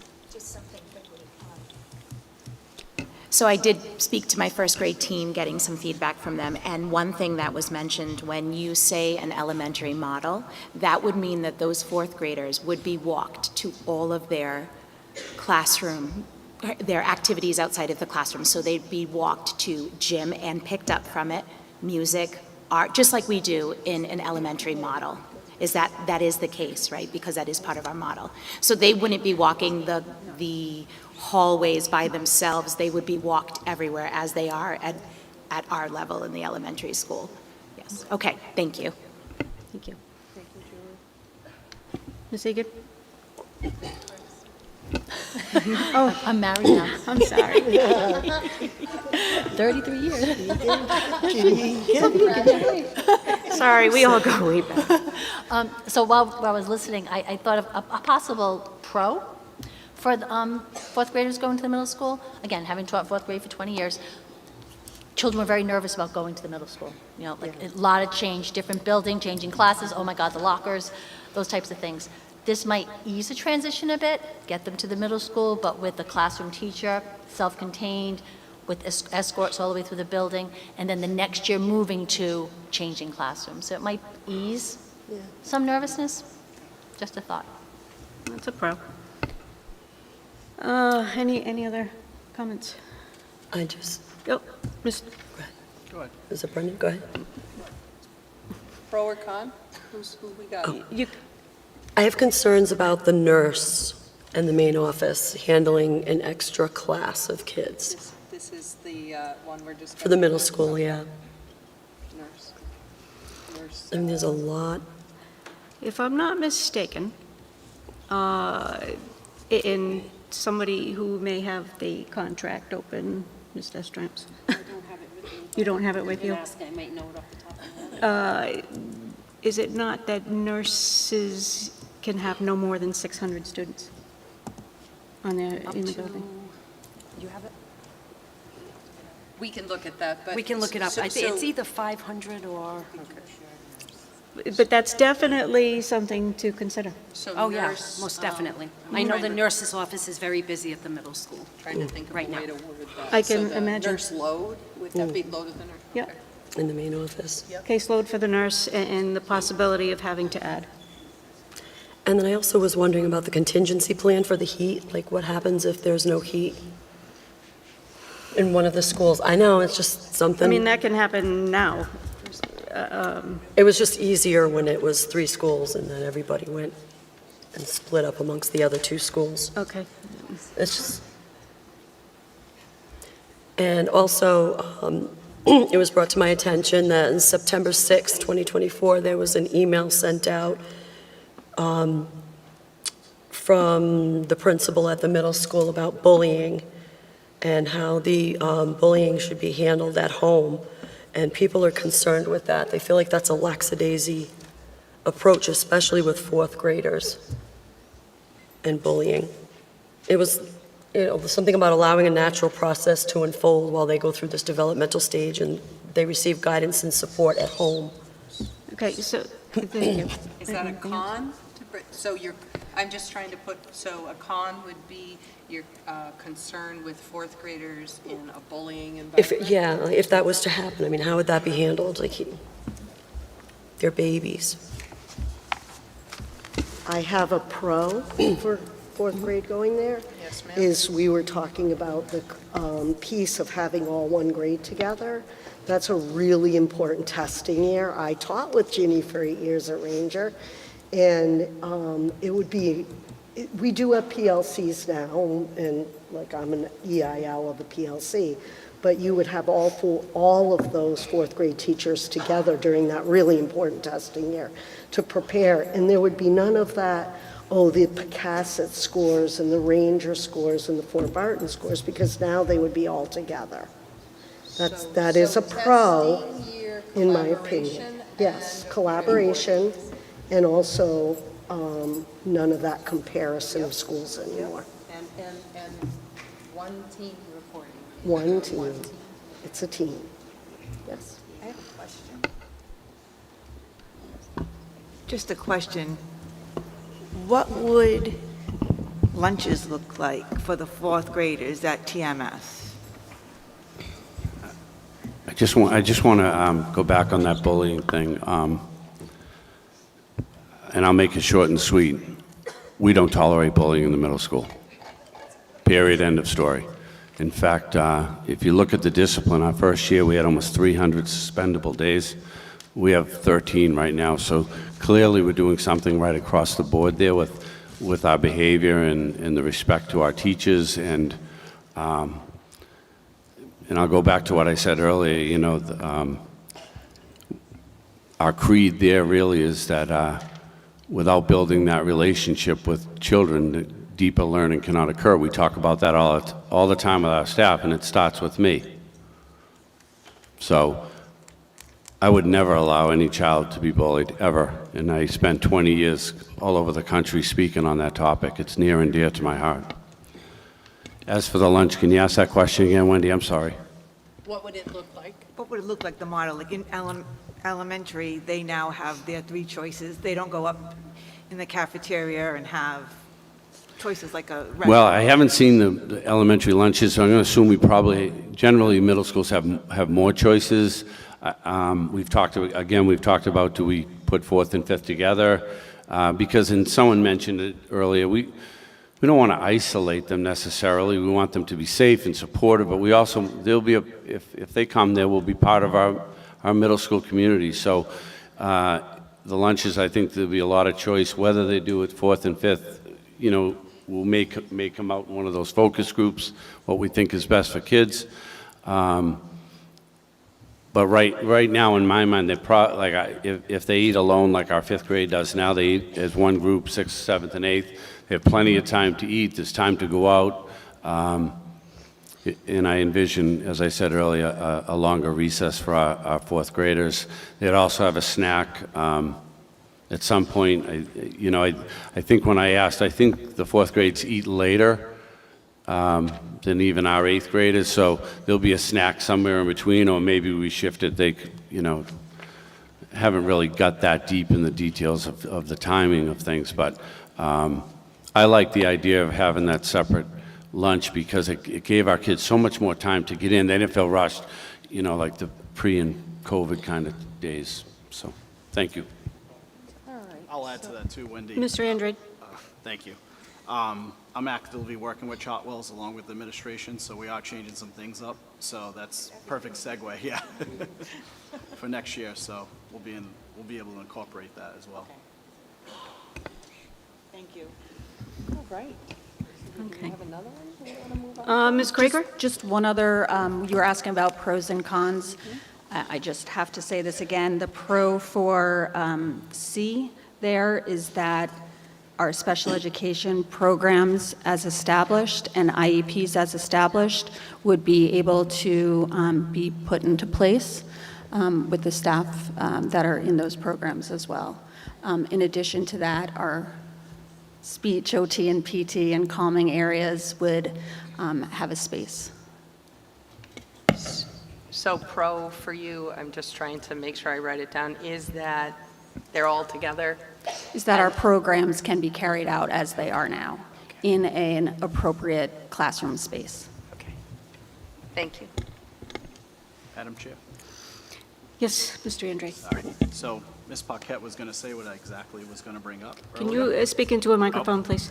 So Ms. Paquette was going to bring up, we are aware of the nurse position at the middle school, and in our analysis, we would probably consider a nurse and a half, 1.5 FTE. Okay. So that would be, Contract I guess, doesn't say a number of students for the nurse, but not less than one per school. Okay. so I guess put that as a con during a budget deficit. Right, it's contrary to the goal of the budgeting improvement. Okay. Can I ask Sarah a question? Sure. Yeah, so these options A and B, it looks like there isn't going to be any classrooms or special classrooms for special ed kids. That's correct. So A and B is not good for special ed, really? Correct. Okay. Thank you.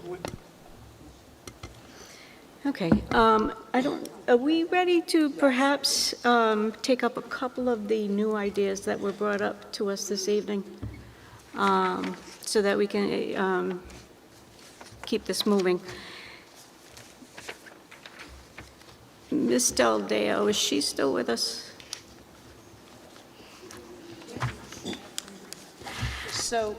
So we have one on here.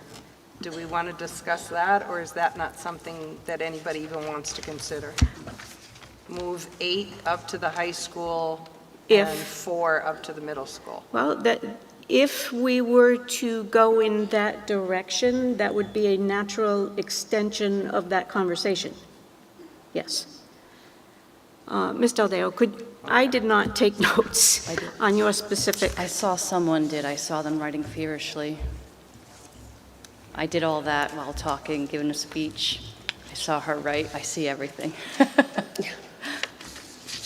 Could you Sure. just tell us what the model was again? So I guess the biggest thing was what you're doing with an extra, the Fort Barton space. I know it was, I know it's closed, but if you have to keep it open for the bond purposes, what are you using it for? So that's why I included it in another option. So one of the options would be to have pre-K and kindergarten there at Fort Barton, and you'd use that facility, obviously for 1 or 2 years, depending if you send your child to preschool. But speaking to your point, Mrs. Paquette, that you would have peers there because you'd have young students, and it would be early childhood centered. And it's a beautiful, lovely place to nurture that. And then, speaking to Mrs. Azevedo's point, where we don't want to move kids every single year, they would then go to the other 2 neighborhood schools, if you will, and they would be there for grades 1 through 4. And it would continue curriculum, testing, you name it. So 1 through 4, I have Ranger Pocat, and Yes. then pre-KK Fort Barton. Yeah. And I realize you're trying to save money by closing it, and I think that's why parents were asking about a cost analysis. And I think some of our concerns is if you're going to use the building as an educational place, like Mr. Arruda said, let's just do this well. And I think to Hallie's excellent point, and I know that wasn't the point of tonight, and we'll need to do that, is once we have a few options, we're going to need to cost them out, because, I mean, I need to see what this looks like. Yeah. I mean, I've already drawn it out, but I also have another option as well. Okay. If you want to hear. So that would be Del Deo 1. Oh, Let's do Del okay. Deo 2. Okay, great. So Del Deo 2 would be where you'd have the pre-K to grade 2 at the 2 neighborhood schools, and you'd put all 3 and 4 at Fort Barton. So I think Mrs. Azevedo said it again, so you could collaborate, work together, you'd all be together. And I think from what I'm hearing is that, and it's tough to say it, I'm just going to say it, and I know most of you, if you know me, you're going to hear that I just say that a lot, I'm just going to say it, that the number one question asked is how come one school performs here and it really divides the community, and in order to bring everyone together, if they're all working together, because the parents are the same, the kids are the same, there isn't any better neighborhood of children. Do you understand what I'm trying to say? We're all the same, and I think that educators would like to feel that. I mean, I'm very happy that Mrs. Craven just got Principal of the Year, so I know she's not here, but I want to congratulate her too. I think anything that can bring our town together and be successful and be known for something positive, I think we should try and do. And if it keeps 4th graders out of the middle school, I think it's helpful to keep them all together and keep them as young as possible. And I just want you to know this has nothing to do with me. I actually, if I'm at Fort Barton teaching kindergarten still, like I won't be with my little 1st grader going into 2nd grade. It's not like I'm thinking of myself. I just want you to all know that. I won't be with her driving to school every day. She's going to go somewhere else. So I'm not thinking. I'm giving up, and I'm thinking of the town. And I just hope that everyone else puts the time and effort and love into it for our students. So I really, really appreciate you listening to my choices. Thank you. So. Mrs. Del Deo, can I ask you a question before you leave? Yeah. Oh, yes, yes. Okay. Before I wrote down grades 3 and 4 at Ranger.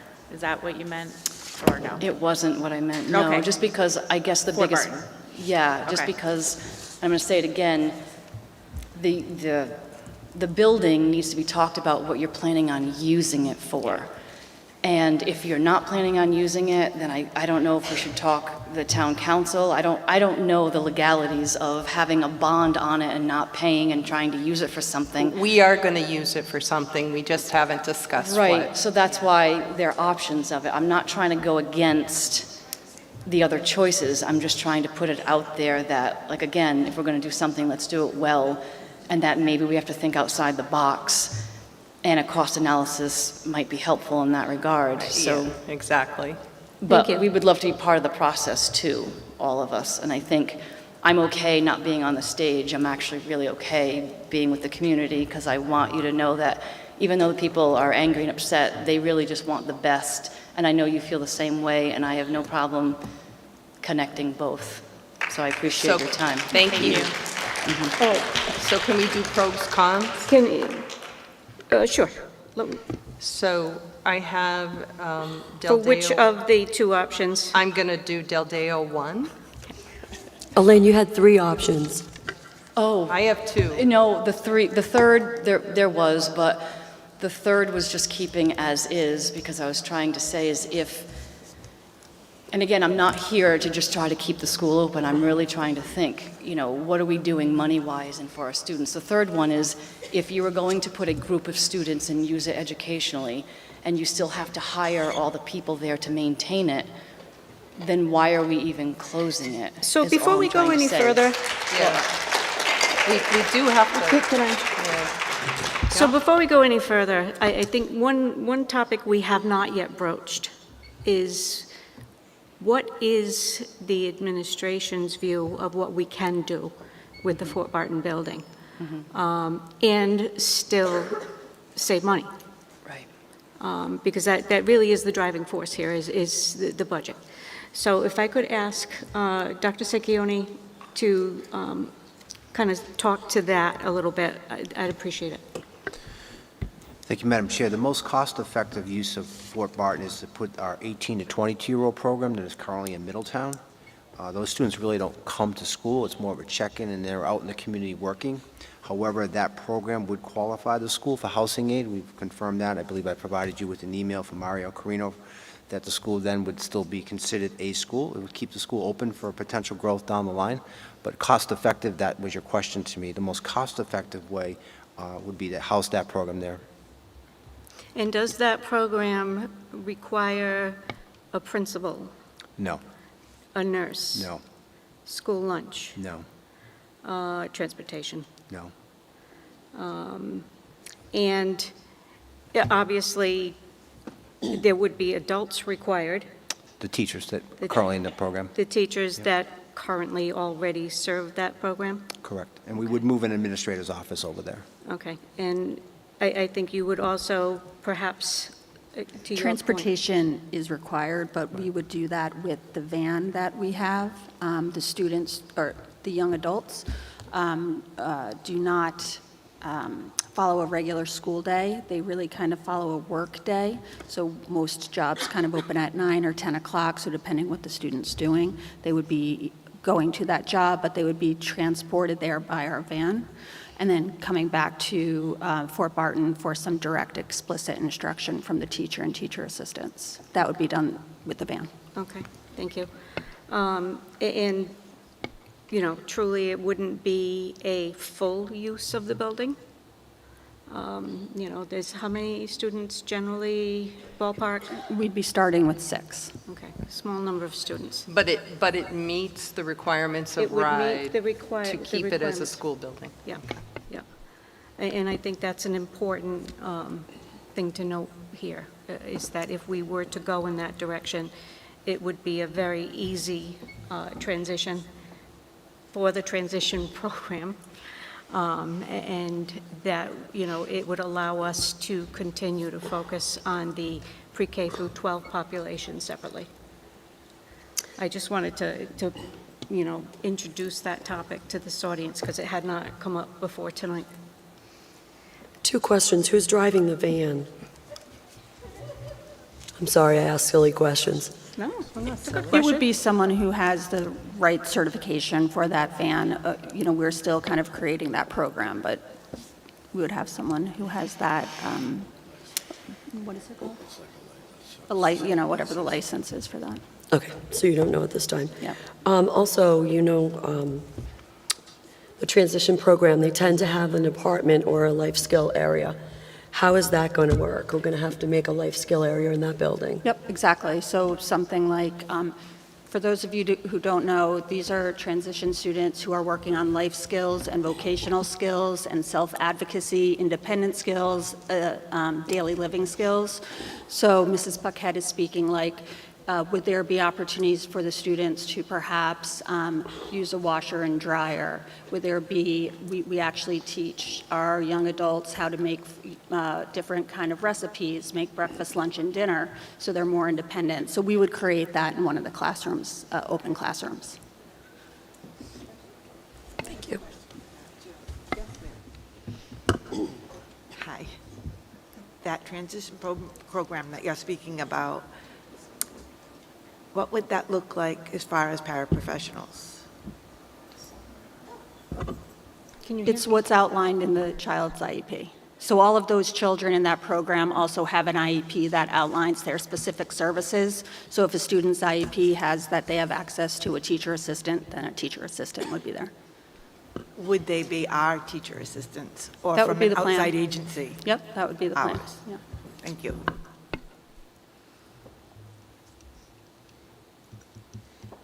So currently, like Dr. Sanchioni said, we have students who attend a program in Middletown. We would be bringing them back to Tiverton and not purchasing that out-of-district placement tuition and bringing them back. So Okay, that thank would you. be a pro, having our students back A in pro our to have our district. students in Tiverton and getting jobs in Tiverton is a pro. And then the fact that it still meets the requirements of RIDE and,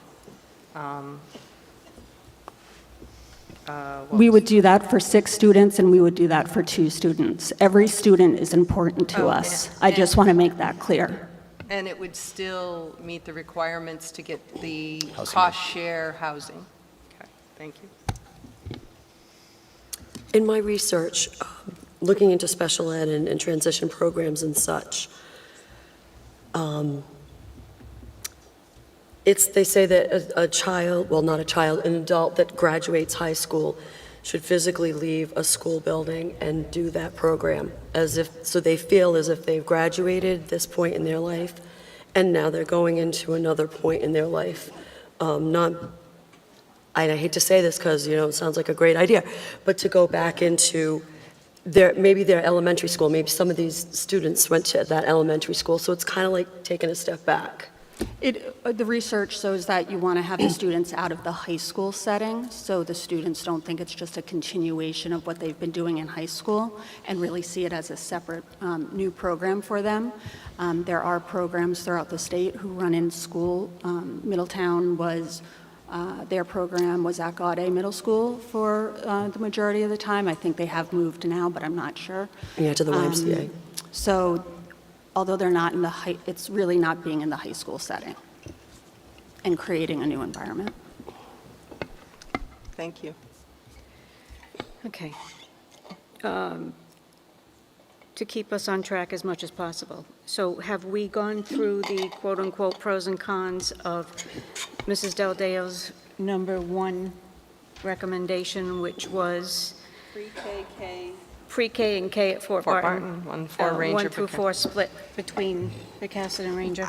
I'm not going to list this as a con, I'm going to list this as a concern. I'm not sure what the cost savings are. It was back the same when we were talking about that we would have to add a nurse in a couple of these instances. So I would need to see that costed out. Because, at the end of the day, we have a 1.9 million that we need to cut. So I'd like to see a cost analysis because essentially we're keeping the building. Thank you. Moving on to... Diane, can I say something about that? Oh, yeah. I have a pro about the 3-4 at Fort Barton. Yep. Going back to, I think, what Hallie said, too, having all of 2 grades, all of grade 3 teachers together, all of grade 4 teachers together. That's great for teaching, supporting one another, collaboration. So that is a pro, I would think. And those are 2 testing years, by the way. 3 and 4. Very important testing. And I'm going to add a pro as well. There's an opportunity for revenue if we were to pursue universal preschool and try and enroll not just students who may want to come for a half-day preschool, but all 4-year-olds into a preschool. There's an opportunity for revenue. Amy, would that be either one, if we had pre-K through K or pre-K through 2, or do you see that more as the pre-K and K? I'm sorry, I thought we were talking about her first proposal. The pre-K Where pre-K pre-K through was in a K. building with space, and that would increase your enrollment and therefore your revenue. Okay. I'd be happy to work on that if that goes forward. But that was that first one, right? Okay.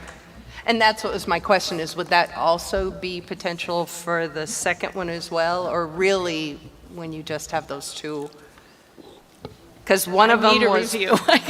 Amy, one of them was pre-K through K at Fort Barton. The second one was PK through 2, or I'm sorry. I'm wrong. That was Ranger and Picasset. I'm confusing you. And I think it'd be less about the building, but having the opportunity for an early childhood center in any location would allow for increased enrollment and per pupil. And that would maybe be we would at then keep those children to increase enrollment down the road. And that's pre-K? Yes, we could have a universal pre-K. Many districts do that. Okay. And they charge the market rate. So Okay. it is also something you can charge for and get enrollment.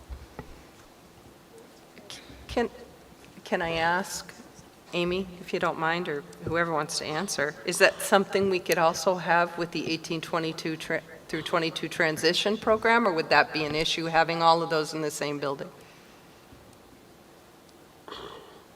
I think we would just have to look to see how that would be set up. You know, I think different entrances and things like that, although the transition kids would be out at jobs as well. So I just think we'd have to look at that.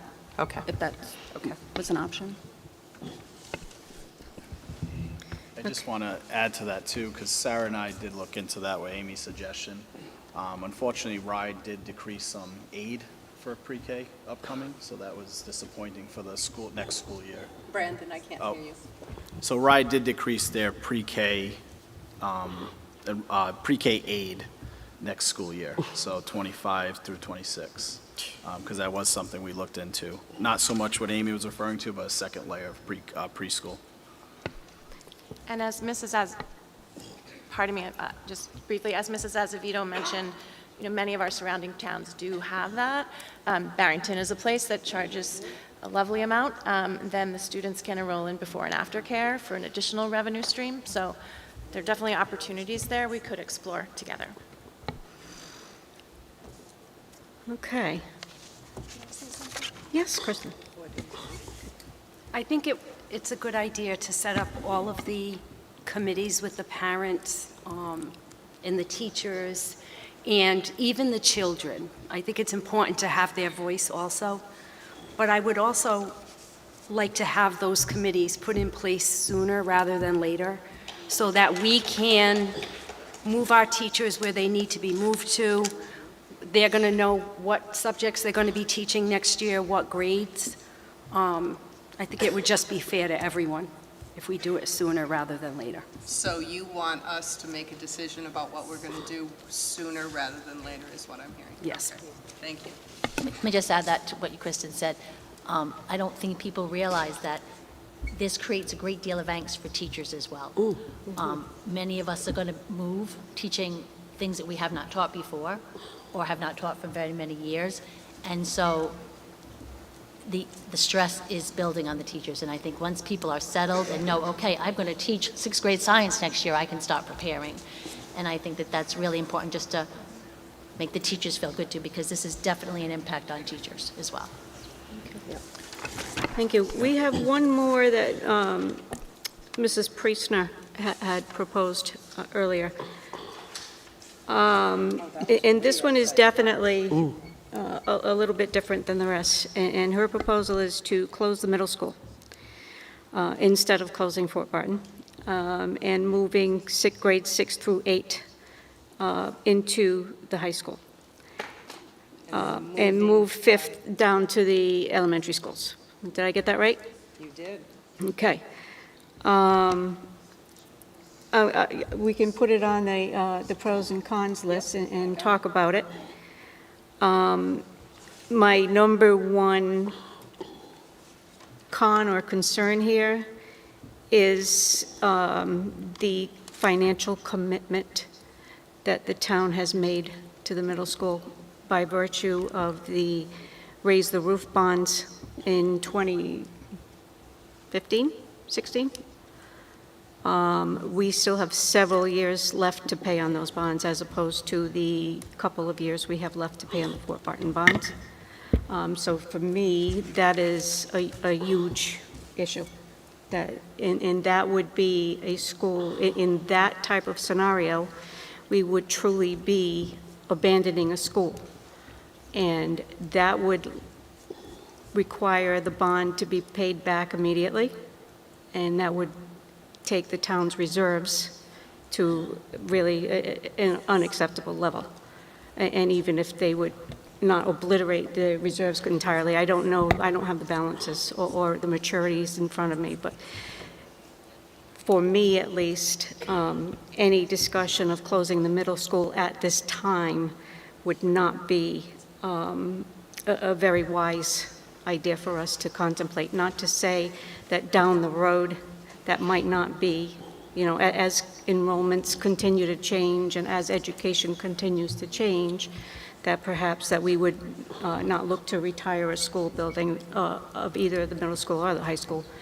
But I think at this time, that would be cost prohibitive. Anyone else have anything on that? Jocelyn? Just thinking about the program Sarah's speaking of, would there be the option of life skills at the middle school? And then the bond wouldn't be Right. a That's concern? what I was going to ask. Yeah. Yeah, why couldn't we just put the same programs we're thinking about putting at Fort Barton and put those at the middle school? It's possible. Yeah, definitely that's possible. We could look at areas throughout the buildings to see what makes most sense, but again, having them out off campus of Tiverton High School would be most appropriate. And I do think looking at that particular option would require more than one evening's discussion for sure. We don't have the high school represented here tonight, or the high school families either. So it's something that, if we wanted to continue to look at this, that would be fine, but we would need to obviously continue these discussions at another meeting. And if I can, a con for me. You'd like microphone, Deb? I'm sorry. A con for me is, and Amanda, I don't know if she's here, a parent sent a lot of information to us, and I spent a lot of time reading through it. K-8 model, I can see, that makes sense to me. The grades, we know a lot of districts around that use the K-8 model. Moving 6 and 8 up to the high school, that's not a model I've seen represented a lot. It's not a model I think I'm comfortable with. That's kind of the reason why I'm a little bit against the 8th going up.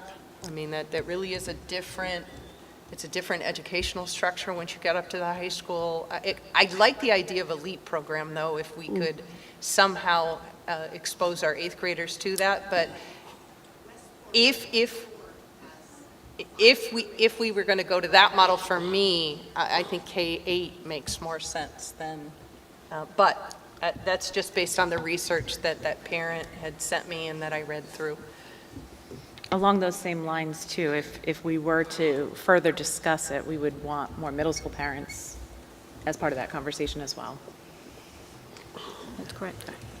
Let me just add to that, and Ms. Destrams can confirm this, the 5th grade teachers, you'd be splitting your 5th grade teachers who are currently subject-centered, where kids change classes. If you're going to put them in 3 different schools, we're going to run into certification issues, teachers who can't teach certain disciplines, teachers who've never taught wit and wisdom, and certain things like that. So it's got a lot of consideration if it's going to be pursued.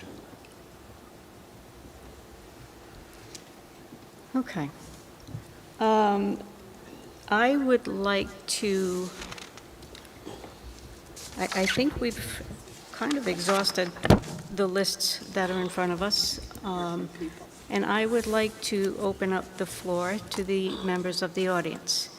I'm going to ask very politely that you all speak to the options that we have discussed this evening. Your opinions are welcome. your ideas are welcome with respect to how any of these options could be implemented, accepted, rejected, whatever is your pleasure. But I will again ask that we all remain respectful and civil as we go through this exercise, and that you limit your comments to no more than 3 minutes so that we can have time for everyone who wishes to speak. Thank you. And if you could identify yourself, please. Hi, Corey Marchand, 24 Christina Drive. First, thank you for having this forum tonight. I appreciate that everyone's here and was able to share these options with us. I'll be honest, I was a little bit disappointed with the paper just because I like numbers. I like data. There really wasn't a lot here to look at. So while we talked through these options, I do think that a further analysis of the exact cost savings for each of these is super important.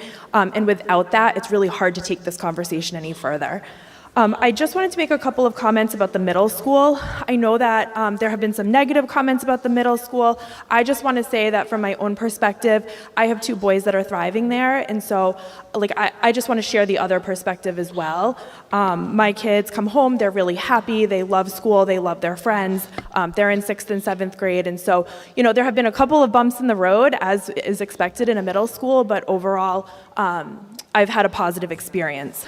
I think that what I would share is I work in a K-12 school on a K-12 campus. So I've got kindergartners all the way through high school right in the same place, and we make it work. So I think when you look at the third option, I think it's not just a commitment to keep them separate. It's a concerted effort in everything that you do to separate those kids. So I don't think a part-time nurse is the answer. I think a dedicated nurse to 4 and 5, a dedicated nurse to 6 through 8. The office spaces, the people who are working with those kids needs to be on the same level, on the same floor. It can't just be, we happen to send kids down and then they cross paths. It cannot happen. And so I live it. It works. I have 1st and 2nd graders, and above them are high school. Those doors are locked. They're key carded. No one goes up and down. Staircases are assigned to grade levels. Even for fire drills, I'm not going to have the older kids running over the big kids, right? I assign exactly where they're going so there's no confusion. So this is not just, we'll try to keep them separate as much as possible. It's a concerted effort on every front to make sure that they're not crossing paths. And that's going to be really hard to do. That's going to be adding doorways and hallways that kids normally walk through with no problem. And that is probably walking some of the older kids through when they're going to gym or music classes when you're typically letting them go because they're older and you just let them go. You really wouldn't be able to do that with 4th and 5th grade separate in their own wing. I think that's the biggest piece of information that I want to share with you. Do I think that option C or 3, whatever it's called, is possible? I do, but I would just emphasize how important it would be to go through every single aspect of that day to make sure that it truly is separate. Thank you. Thank you. Does anyone have any questions that they wanted to ask Ms. Marchand? Okay. Thank you.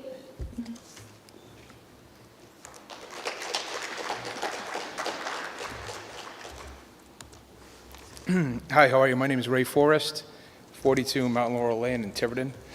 I have a daughter that attends Fort Barton right now in 1st grade, and a son that would attend next year. So, since you are taking input, from the audience, from the parents, etc., I would love to see a show of hands here. Who here is in favor of sending our 4th graders to the middle school? So, I think it should be noted that of all of your constituents, nobody is in favor or interested in that option. And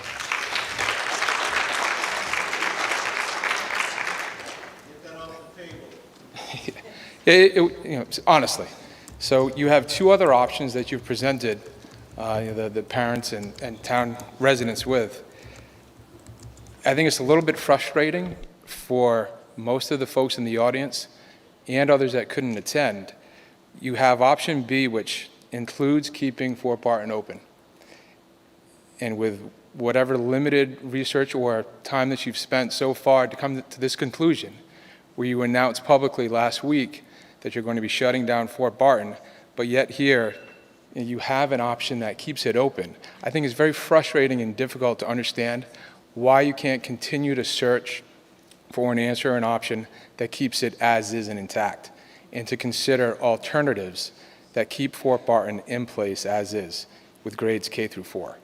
So, I mean, could you take us through your thought, Diane, or your thought process as to why you haven't further considered keeping it intact as is? We have been struggling as a school district with a structural deficit for a number of years, and we have managed to keep our current physical footprint in place through that time by using one-time funds from any number of sources, including COVID relief funding and indeed our own entire fund balance to keep this going. The fact of the matter is that when the elementary schools, the 3 of them, were renovated, rebuilt in the mid-2000 timeframe, and that bonds were taken out for that purpose, we had a lot more students than we do today. And I don't have my spreadsheet open in front of me, but I believe it was to the point of, it was 30% that we have lost in 20 years. 30% of our student base. And that loss has been spread pretty evenly amongst the grade levels from K through 12. It's not just an elementary problem, not just a high school problem, it's throughout. And this has been an issue in pretty near every school district in our region, or at least school districts like this one who are not inner city. And we've heard from some of our administrators tonight, and we are aware of other situations as well, where a number of the regions near us, number of the school districts near us, have also been forced to close schools. This is not, something that is unique to Tiverton alone. It's, if anything, we are the last ones to have managed to hang on. It is becoming far less efficient than we need to be responsive to the taxpayers of Tiverton,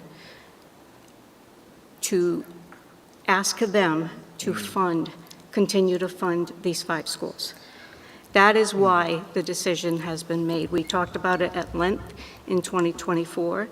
We began these discussions right away in 2025, as soon as we came back from Christmas break. It is clear to me, at least, that this is only one of several cost-cutting measures that we will have to face. But it is an important one. So I would challenge one of your comments. I would challenge your comment that the taxpayers are not willing to keep the funding in place to keep the 5 schools intact and in place. So I'd put the question to the audience here. Who would be in favor of keeping Fort Barton in place as is? A show of hands, raise a hand. But to that point, we all experienced last year, there was overwhelming support from the town to keep 5 schools intact, to keep Fort Barton in place as is. I've born and raised in Tiverton, attended plenty of town hall meetings, et cetera. I've never seen so much overwhelming support to keep Fort Barton intact and as is. So it's very hard for this community to honestly believe you, or to feel like you have our best interest in place when there was so much support for that. And then this is the option that you present to us unilaterally. You did it during school vacation week, which was... I will correct you on that one. We did not do it. Well, you did. We did it the week before school vacation at a regularly scheduled meeting, 2 weeks ago from tonight. So it was very difficult, I think, for a lot of folks to see how the process unfolded. I think that my understanding and in all the conversations that I have with other parents and town residents is that there is still overwhelming support to keep Fort Barton intact and in place as is. I would hope that the school committee can continue to look at options that keep Fort Barton in place, considering the performance of the school. I think the overwhelming support that has been shown for it last year and continuing now. I think you've started to wear Tiverton down a little bit. We still need to have this conversation and these debates with the school committee. And I think the town administration and town council worked generously with you last year so that we could keep Fort Barton open. And again, it's incredibly difficult and kind of disheartening to see that we're here again this year. Thank you. After last year. So anyhow, that's it. Thank you. Thank you very much. So, just from my perspective quickly, that no one wants to close the school, no one wanted to close the school, but when we met in the fall, our business manager presented to us a budget and said, you must cut, I think 1.8 million, 1.7 million at the time. You must cut. So the options we were given were consolidated school plus staff, because we're not done cutting. We're not even close. This is maybe, what, 600K? Consolidating schools, 500, 600? So we're not done. So we were given the option, consolidate schools and cut another, 8, 9 staff, or take it all from staff. And the staff we were told that we were going to lose were social and emotional support services, aides, our math and our reading specialists. So that was our choice. That was the choice that was presented to us by Mr. Andrade. So I understand your frustration, but we have to balance our budget, and we can only ask for, we also have cost increases. We have heat that goes up. We have transportation that goes up a lot. We have healthcare increases. So we're trying to balance the best way to serve 1,500 children and all of our teachers and do it in a way that we recognize everyone in the district and trying to do the best we can. And I understand a lot of you here don't agree, but we do hear from a lot of parents who think and do agree that please don't cut our specialists. Please don't cut my child's math specialist, my child's speech path. I understand you have a choice. Please don't. So this is where we are. Is we do have to make choices, and we understand not everyone's going to like them, and it really does. To think that, my child went to Fort Barton. To think that any one of us don't care what we're doing, it's simply not true. We're trying to balance a budget. We can only ask for so much from the council unless they're willing to give us above and beyond the 4% that we need for cost increases, which, what do we need, Brendan, $1 million? 5? What's the number? Oh, you don't have to give it to me. But so we asked for 4% just to cover our cost increases, which led to this $1.8 million we have to cut. So if the council and the community want to say to us, we're going to give you your 4% and we're going to give you another $500K because we think it's that important to keep the schools open, I'll keep the schools open. But that's where we are, is we have to balance our budget. We have zero choice in balancing our budget. It's state law. And like I said, anybody to think that any one of us take pleasure in this or want to do this or somehow ran 12 years ago so that I could be here today to do this, it's just not true. Madam Chair, can I speak? Yes.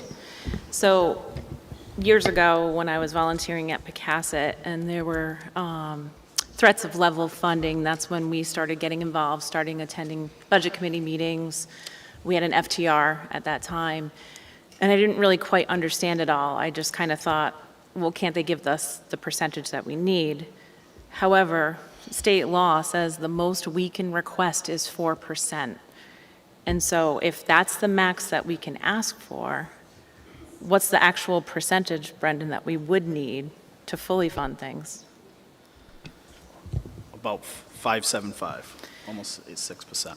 And so given that, we can't ask for that, and we have to figure out the gap, and that's the struggle, that's the reality of where we're at with balancing a budget, is if we can only ask for 4, but really we need 5.75, we are in this place of an awful decision. Nobody wants to make this decision. I would never imagine that this would be happening, but I want those interventionists. I want SEL. We have 1,500 kids we have to think about, and I'm not comfortable with cutting that many positions. I just had to share that. Can I add something also to this? Yes. Which a lot of people don't understand, is that the state cut our funding to this town last year. We were, I think, the lowest. We got the lowest funding in the state of Rhode Island due to our lack of enrollment. So is our enrollment up right now? So we're going to probably get a cut again. And we also have a political climate federally that we have to take into consideration as well. So we can go to the town and ask, as you say, the taxpayers to pay that 4% in addition to another $500,000. But we've been asking for years, and that's hard on our elderly population in this town with our enrollment down like this. Just want to, Madam Chair, just make a clarification. Based on the options that were presented, you're seeking the number is higher than 500,000 to keep Fort Barton open. I'm looking at 700,000 to 1 million. 700,000 to 1 million. It's a lot greater, depending on what option above the 4. Just for clarity. Okay. Thank you. Thank you, everyone. Ms. Riley?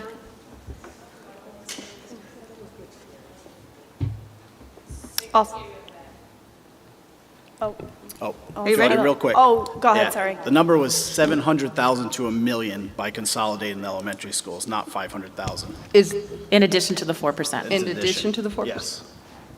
And what measures would have to be taken to get that? I mean, there's no... Depends what option you choose, but basically by consolidating, you're looking at almost 11 positions through the consolidation of savings.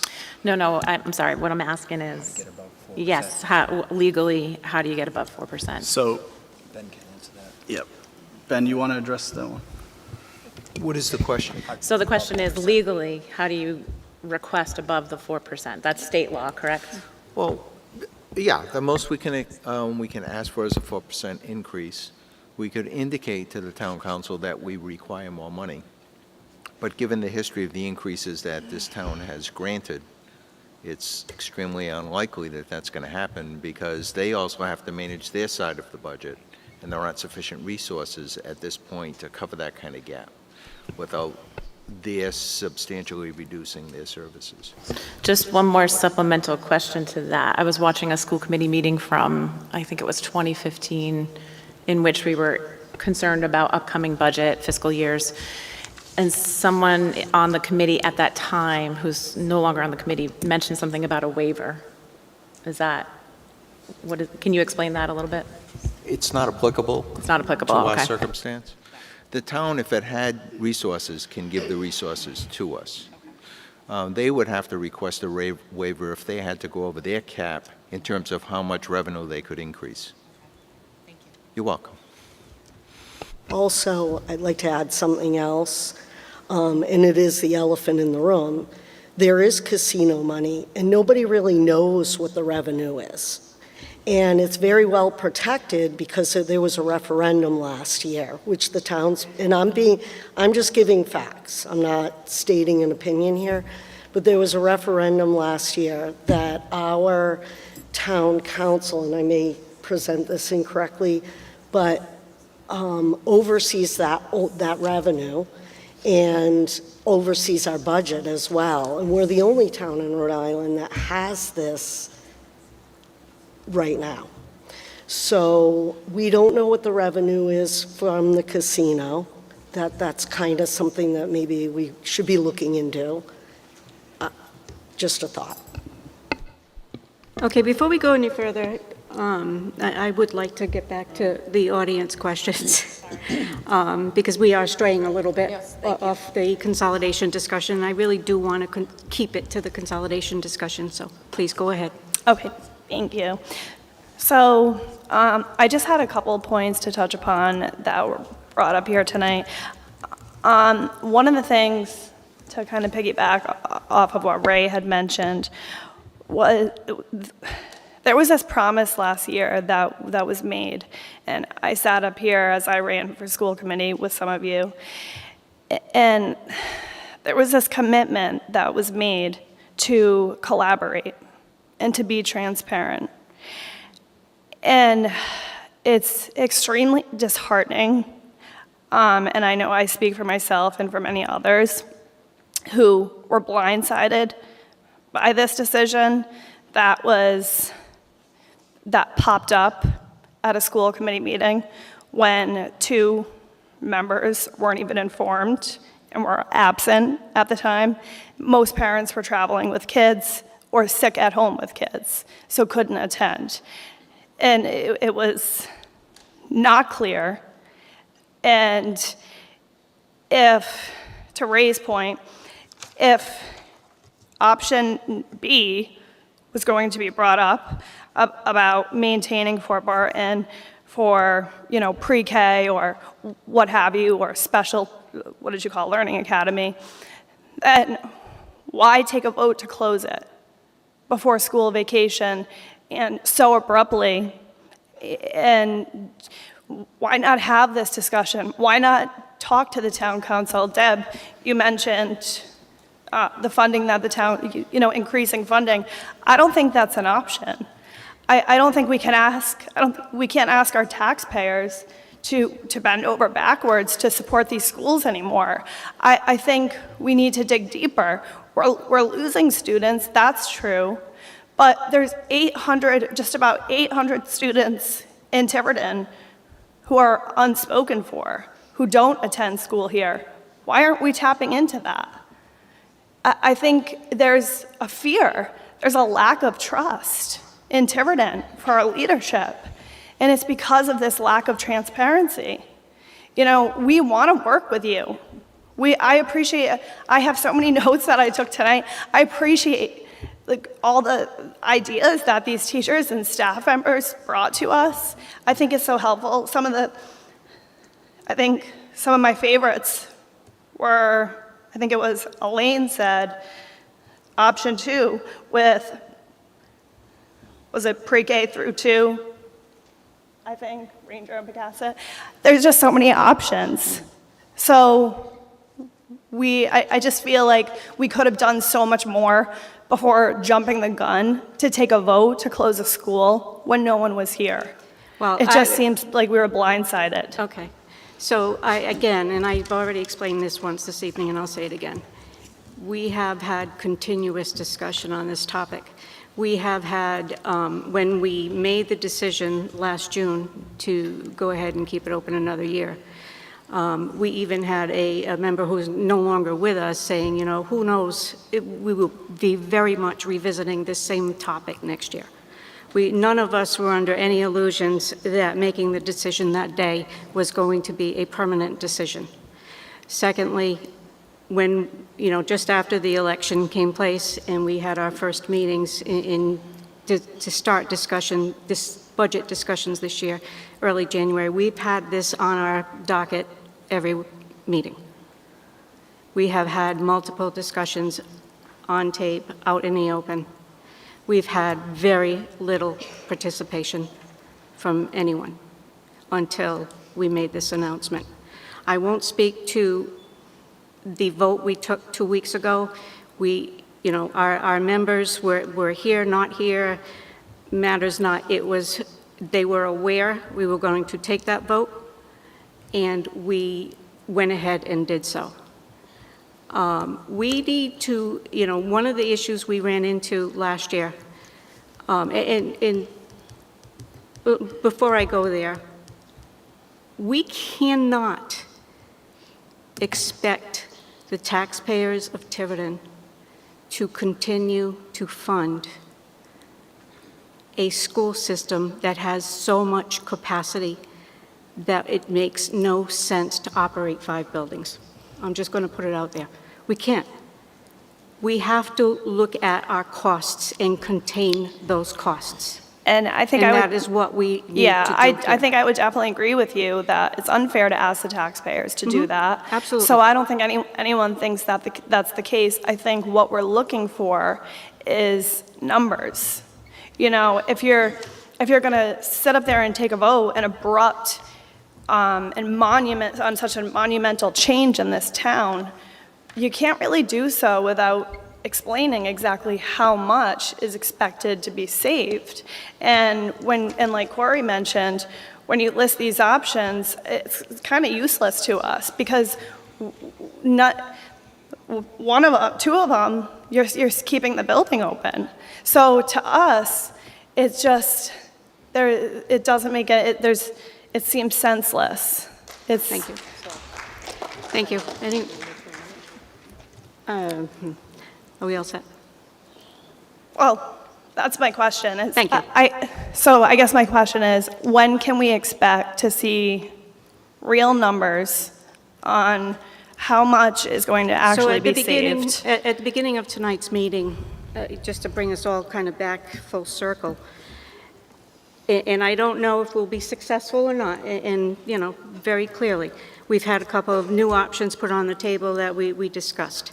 It had been my hope that this evening that we could collaboratively whittle down these numerous options to perhaps a couple that we can now in turn ask our administrator, our finance director, our superintendent, our principals to give us a much deeper level of detail with respect to the costs and exactly how these configurations would work. That had been my hope that this evening we could come to that so that we can say, okay, this option's not going to work, take it off the totally table. understood. I guess my point is why take the vote in the first place to close it if you haven't even gotten that far? Why not have the discussion, consult the town, get some ideas? This is what we had discussed in the past. We knew there was an issue, but everyone's willing to help. So why not go through, discuss the options, like you said, pull down 2, and then decide, is this in our best interest? Instead of these scare tactics, because that's what it's been. I mean, we're a nervous wreck. Our kids are a nervous wreck. I mean, I don't want to be here tonight. My kids don't want to be here tonight, but I have no other choice. And Diane, you mentioned, you would do this year after year if you had to save costs.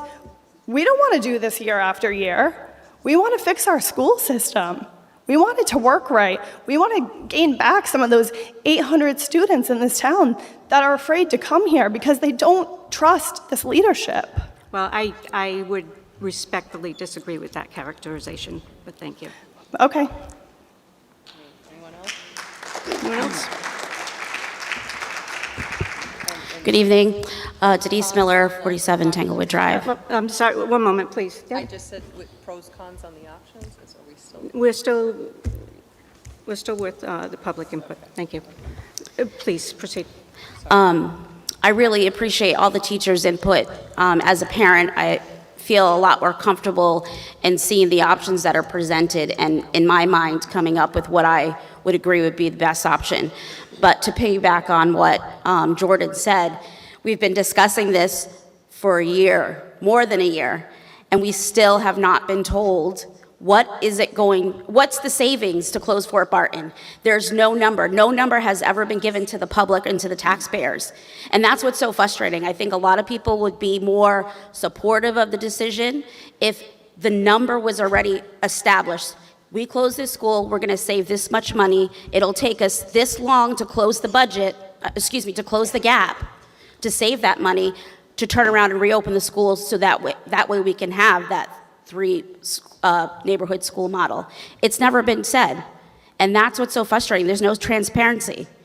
Nobody trusts the committee. Nobody trusts the administration. Respectfully, it has been said. No, it hasn't. Brendan, our Director of Finance, spoke to the budget cuts that we needed to make, and he estimated the savings under two options: closing and consolidating a school, and if we did not. So I understand. But Deb, before he was even up there, I understand before that, you might previous not to have that, the been- number has never been said, and that's all I want to say. No, and again, I understand your frustration, but we have discussed the numbers.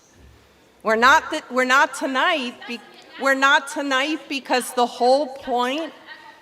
We've been here last year at this time frame. The number was never given. Parents would be more on board if you'd be more transparent.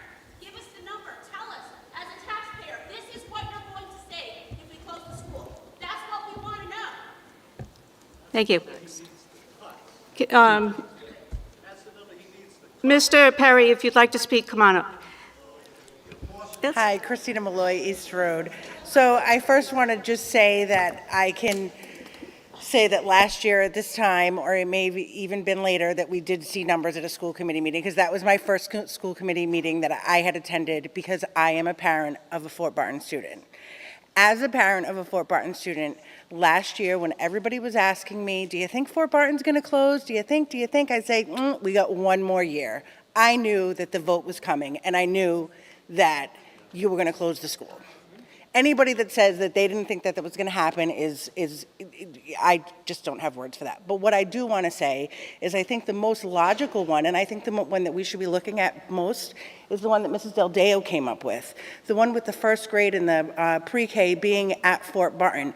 Brendan, you said that it's the state cut that funding for what they're offering for pre-K, but it's still revenue that's being brought into the school. Amy, you mentioned Barrington charges premium rates. I'll tell you, it cost me $600 a week to send my daughter to pre-K. That's revenue that we could be bringing to our town. I think that that is an option that should be explored much more than adding the fourth grade to the middle school, or the other two options that keeps Fort Barton open but not in the capacity that it should be at. That's all I have to say. Thank you very much. Have a good evening. Thank you.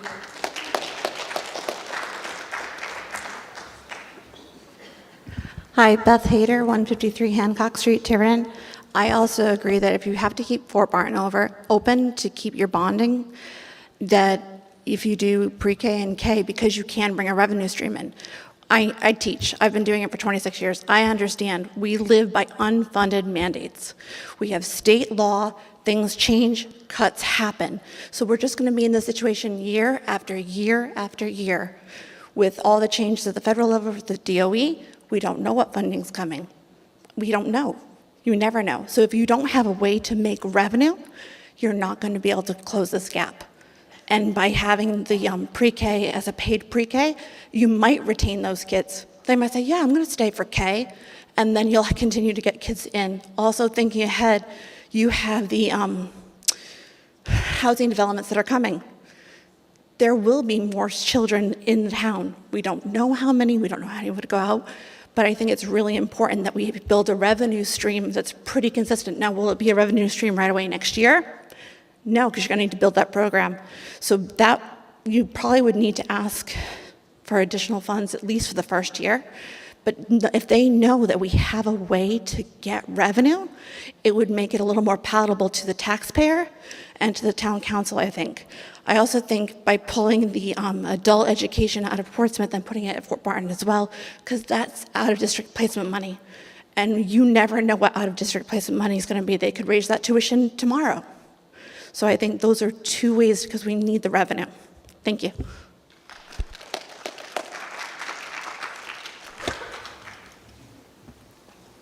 Mr. Perry. Dave Perry, Bramble Way. I promised my wife I was not going to speak tonight. Come on. You forced me to. I promised my wife I was not going to speak tonight, and you forced me to. Thank you. I'll be honest with you, this new speaker system, I understand is working well for the audience. And I just have two questions. Not so well for us. Brandon. Go ahead, sir.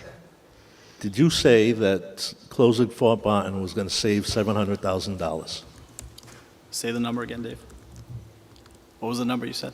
$700,000 closing Fort Barton. Yeah, Did you so- say that? Correct. It's not a savings. You also, it's the option. You stand corrected, Ms. Polish. Well, He's not going to save $700,000 by closing Fort Barton.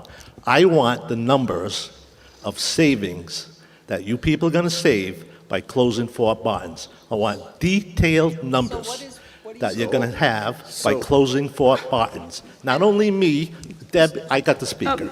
But no, I've got the Mr. floor. Perry, I Mr. want Andre was detailed trying to numbers, explain, and and so you... do all these people. We deserve them as taxpayers. We want detailed numbers of what you're going to save by closing Fort Barton. That's number one.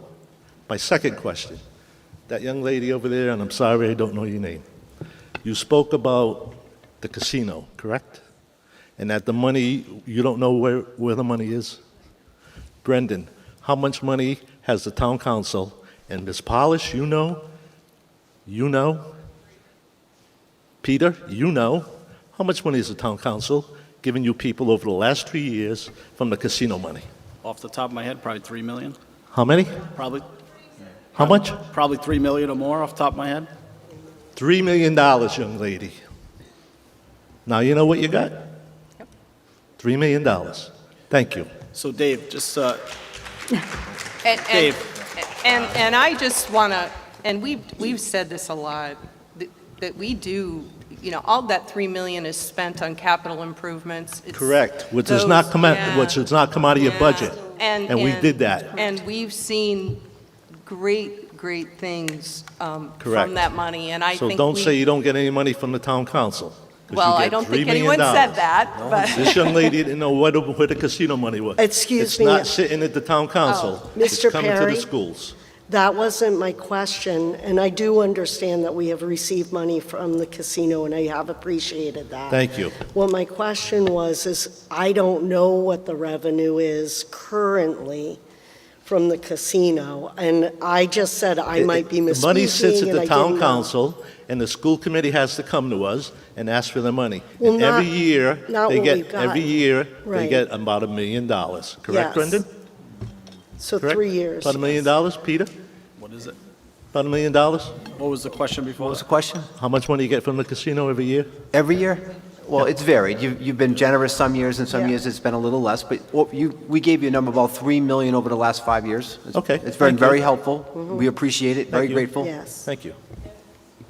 Brendan, could you explain the 700, because he Yeah, is so this right. is- I this- misunderstood. Yeah, so this is a consolidation savings. So by consolidating the elementary schools, you're going from, say, there might be a grade, second grade, that's going from 6 classes to 5. So you have one less teacher. That's a savings, What is it? Yeah, So Ms. when Paus, may we're- I? Yeah, because my understanding. There's no savings here. We are going to cut $1.8 million out of our budget next year. It's just which people are going to lose their jobs. That's the only Well, and that's determination. what I guess I was trying to point out, is then when we met in November and December, you gave us 2 options.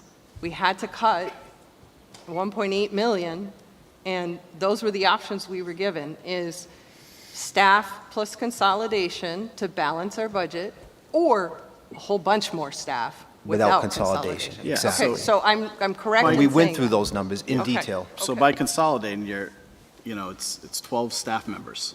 And then you're basically, on the flip side, you're saving specialists. There's So other you're teachers. saving 12 specialists by consolidating? Not 12 specialists. Yeah, not just specialists. Well, Yeah. 12 SEL. staff. SEL, specialists, social workers, Okay, et cetera. and which that we was my went over a couple understanding meetings ago. from back in October and November. Correct. So I'm correct? Okay. You are correct. So then the question was, above and beyond the 4%, what would we need to keep the school open? So, You need almost 6%, whatever that number is. okay, thank you. Okay, so before we go any further, I am going to limit people to 1 shot at this evening, and you've both had a shot already. I want to give other people in the audience an opportunity, and I also want this meeting to end before midnight. So if there are any people who wish to contribute to the conversation right now who have not yet been a part of this? No, not really. We have an exec. I'll try to make it very brief, I promise. And then Mrs. Riley will want the same treatment, so I'm going to have to say no. Thank you. Mrs. Riley, I am, again, you've had more than your 3 minutes. Okay, so I just had, based Oh, on my goodness. Mrs. Del Deo's idea, I just had something to add to that. So that thought would be- I understand that, but you've had your opportunity, and I want to give other people the chance. Okay, nobody Thank stood you. up. I would have been finished Thank you. if you let me say it. Does anyone else wish to come up? Okay.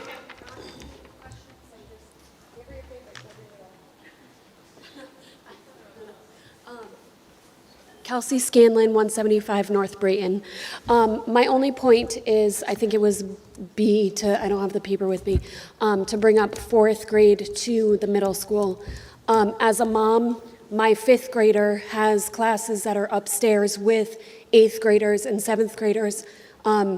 Nothing against them, but in bathrooms, if she's going to the bathroom in a class, like in that hallway, she ends up in the bathroom with eighth graders.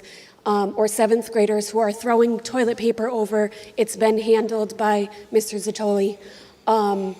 But sending a fourth grader, if they have library or art or music upstairs, where are they going? Who's walking them to the bathroom if an eighth grader or seventh grader or whoever is up in that bathroom? I just want to make sure that our kids are, I get they're safe and everything, but if you're not in the bathroom with them or an aide standing outside, I just want to make sure that they're safe. No, that's a great question. Didn't you guys That's say? a great question, and I was going to interject that earlier.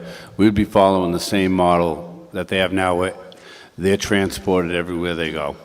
Yeah, but my daughter in fifth grade, she has classes that are upstairs, and if she needs to use the bathroom, she's going to that seventh or eighth grade bathroom, and nobody's in there with her to make sure that nothing is going on. Like I said, I'm not saying anything bad about eighth graders or seventh graders, but they're a little more advanced than my fifth grader. Yeah, I think with fourth grade, they will, as There'll be like things, a as things teacher's go along, aide. we'll take a much harder line about absolute designated stairways, designated bathrooms. I know middle school, as I said earlier, it's not necessarily everyone's favorite time of life by any stretch. These words were never said, can I go back to middle school? But we have a lot of fantastic, beautiful children there. So, and I understand your worry. I'm not here to, but as I said before, obviously we're in a tough budget place. Yeah, I just want it to And- be kept in mind when you are making the decision, that's all. Without a doubt. Thank you. If I just understand your question too, like, I believe it was Mrs. Simmons that said earlier, kids would be escorted to different classrooms or their specials, but I think what this parent might be saying is, okay, they were escorted to their special, but now they're up in that special. Who's going to make sure they're okay if they have to leave that classroom to use the restroom? Am I correct? Okay. Oh, Yeah. We're all set. We're all set. I thought they had something, but we're good, Diane. Okay. Are there any new speakers that would like to opine at this point? Okay. So, Mr. Forrest, I've been very clear. I would like now to ask my colleagues on the school committee about how they feel we should proceed with respect to next steps. Again, my plan this evening was for us to perhaps whittle this down to a couple of stronger options and ask for definitely more detail from our administrators for further discussion a week from today. Do you all feel that we are ready to whittle this down, or would you like some additional time to give it some thought? I'm open to ideas from members of the school committee at this time. Diane? Yep. I think there's some that we could possibly take off the list tonight, but I do think we need more information. Okay. Mrs. Pavo? I think we should take more time. Maybe next meeting. Sorry. And I think that there is something that can come off the list tonight, but it's almost 10 o'clock in the evening, and good decisions are not made after 10 o'clock, I'm afraid. I'm sorry, but are we rushing? We're going to rush? And I don't want to rush. And I don't want wanna rush to approach either. it the right way. All those people that are sitting in that audience have worries or concerns, and I think they deserve more than us rushing to try to solve some of the problems. I think it's too late to make a decision, or maybe we could cut something. Okay. But I'm not willing to do more than that. I have always felt that Fort Barton should remain open. Well, and that's understood, but with respect to these options, are you prepared to perhaps whittle it down? No. Okay. Ms. Polish? Might I perhaps recommend, I think we can whittle a couple down, but I certainly would try to capture as best I can the pros and cons for the ones that we leave. And then perhaps we can ask for some cost data, but I think we are going to need some more time on the 4th. But could we whittle down a couple? I think. Like, I really don't like the whole PK1, like what some of the first ones. But I don't know what people think. I can certainly write pros and cons up the best I can for all of them. Or, I don't know. What are you thinking, guys? Can we whittle some of them down? Are there any that we feel should definitely be taken off the table? I think listening to the educators, it doesn't sound like option A is possible. Space-wise, we don't want to do music or art on a cart. So anything pre-K through 4 is what you're saying? Sounds like it's off the table. It's just not going to work. A? Yeah. Okay.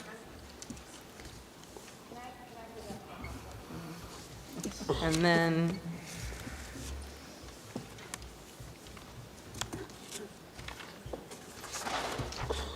Perhaps, Deb, hang on a second.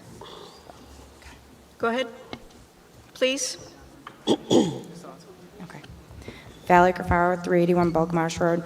So another option would be pre-K through 2 at Ranger and Pecasset, and have 3, 4, and 5 at Fort Barton, keeping 6, 7, and 8 at the middle school, and also bringing in those 18 to 22-year-old group kids, the 6 kids at the middle school, if you guys can keep them separate, and then keep in the high school the way it is.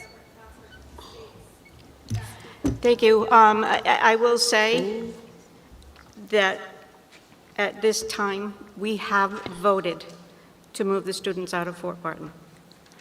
And, you know, whether, I understand that probably nobody in this room will agree with me on that decision, but that decision has been made.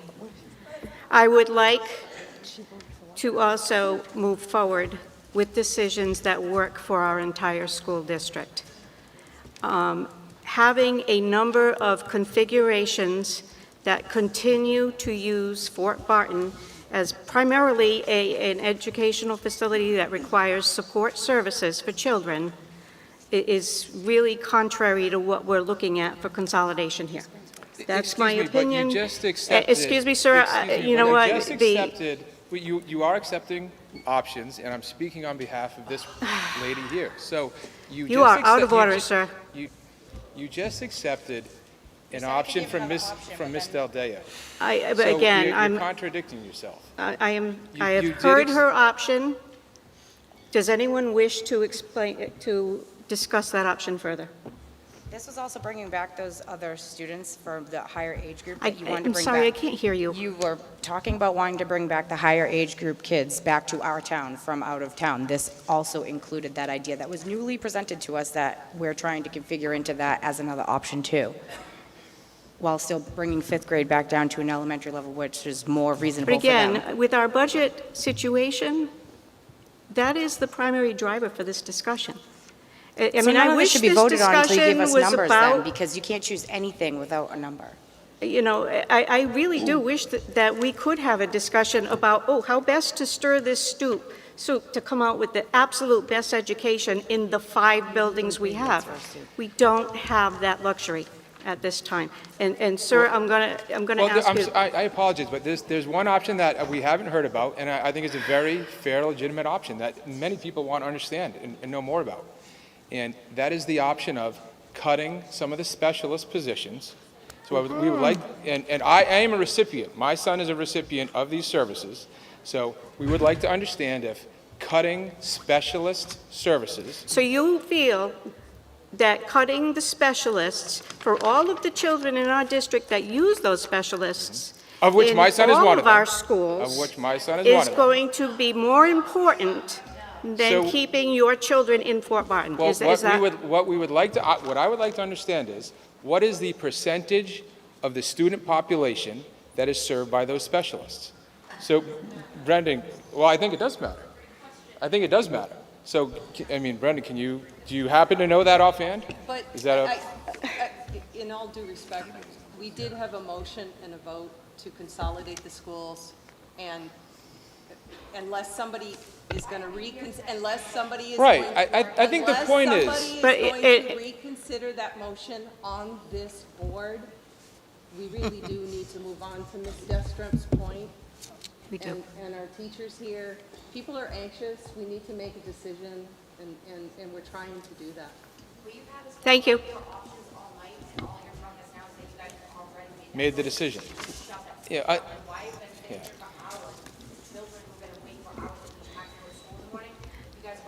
Thank you. Thank you. So did you consider I'm that going option? to shut off public comment at this time. We do need to move on, okay? So do the board members, excuse me, I'm going to ask, Yeah. Yeah, but if we're going to allow her, we're going to have to allow everyone. I know, but. the members of the board wish for me to allow you to speak. You will be, in very full candor, the last public speaker. Okay, thank you, I Thank you. appreciate it. Andrea McCormick, I'm a third grade teacher at Pecasset. I've taught in Tiverton for 28 years. I was a special education teacher for about 15 years, prior to teaching third grade for the last 13. With this proposal of closing Fort Barton, I think your job is to be the most fiscally responsible that you can for the taxpayers of Tiverton. Within those parameters, I actually think the idea of having third and fourth grade at Pecasset with pre-K being able to be housed there, it would keep all of the specialists there in their classrooms as well, with the number of classrooms that we have, as well as special educators. If class sizes are down to 5 classes per grade level, and that K to 2 would be housed at Ranger. Within that, I think the benefits would be 3 and 4 being in one building, being 2 tested grade levels. There's a lot of value when you have that continuation between those 2 grades. So that would be an option I'd like you to consider and to look at. Thank you. I appreciate you giving me the time. So Thank you. pre-K 3, 4, Pecasset, 1, 2, Ranger? K to 2 at Ranger. Oh, K through 2, sorry. Which was actually, Diane, wasn't that one of your, it was C based on grade level? It was one Yeah. that I threw out there. Exactly. And Pecasset has a larger gymnasium for the older kids, Well, it too. wasn't C. Would might be a benefit, too. So, again, what's the pleasure of the committee? Are we going to be able to whittle things down this evening and ask our administrators to come back with more details? I think, So I think we heard just splitting pre-K through 4 and K through 4, it just isn't going to work. It's going to just too many. But we have pre-K 3-4 Pecasset, K2 Ranger, which was one of the based on grade level ones.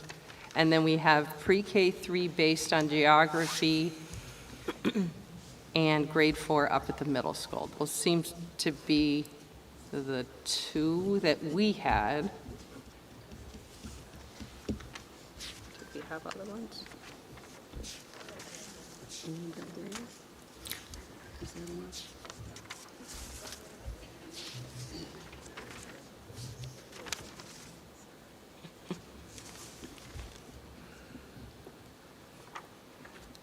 I think. Would it make sense? Yeah. Given I think we the need late to- hour? I think we need to write all this up. Why don't we ask you, if you don't mind, write that up, and we'll take this up again next week. Now, whoops, I will say, and what is the committee's pleasure, we do one of these options, at least one of them, includes having pre-K and K at Fort Barton. So do we,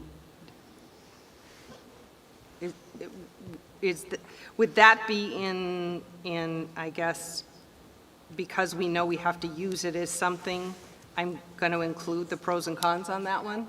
Does everybody agree? Okay, thank you. That would be Del Deo 1.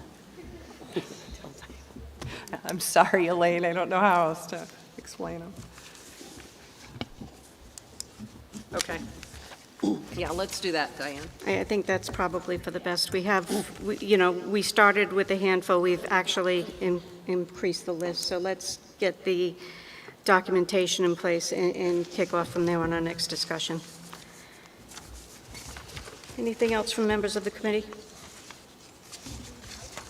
I do want to thank our guests this evening, both our public guests as well as our Tiverton School District employees, several of whom are in the audience, several of whom we have at our table who have participated in this discussion. It was absolutely something that was a big ask of all of you, and I appreciate it so much for you coming in. And I also want to thank all of our administrators for participating earnestly this evening. I think a lot of good ideas did come up, and look forward to additional discussions. Ms. Priestner, we're finished with public.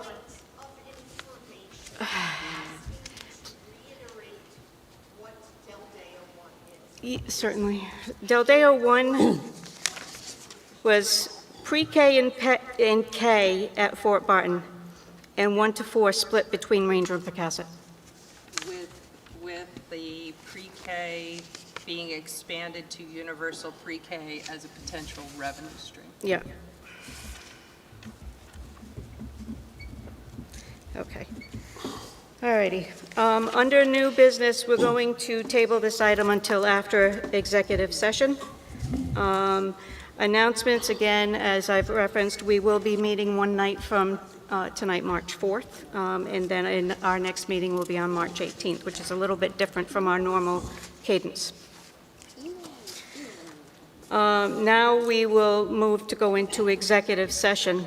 Any individuals that are being discussed in executive session have been given advance notice and an opportunity to have that discussion in open session.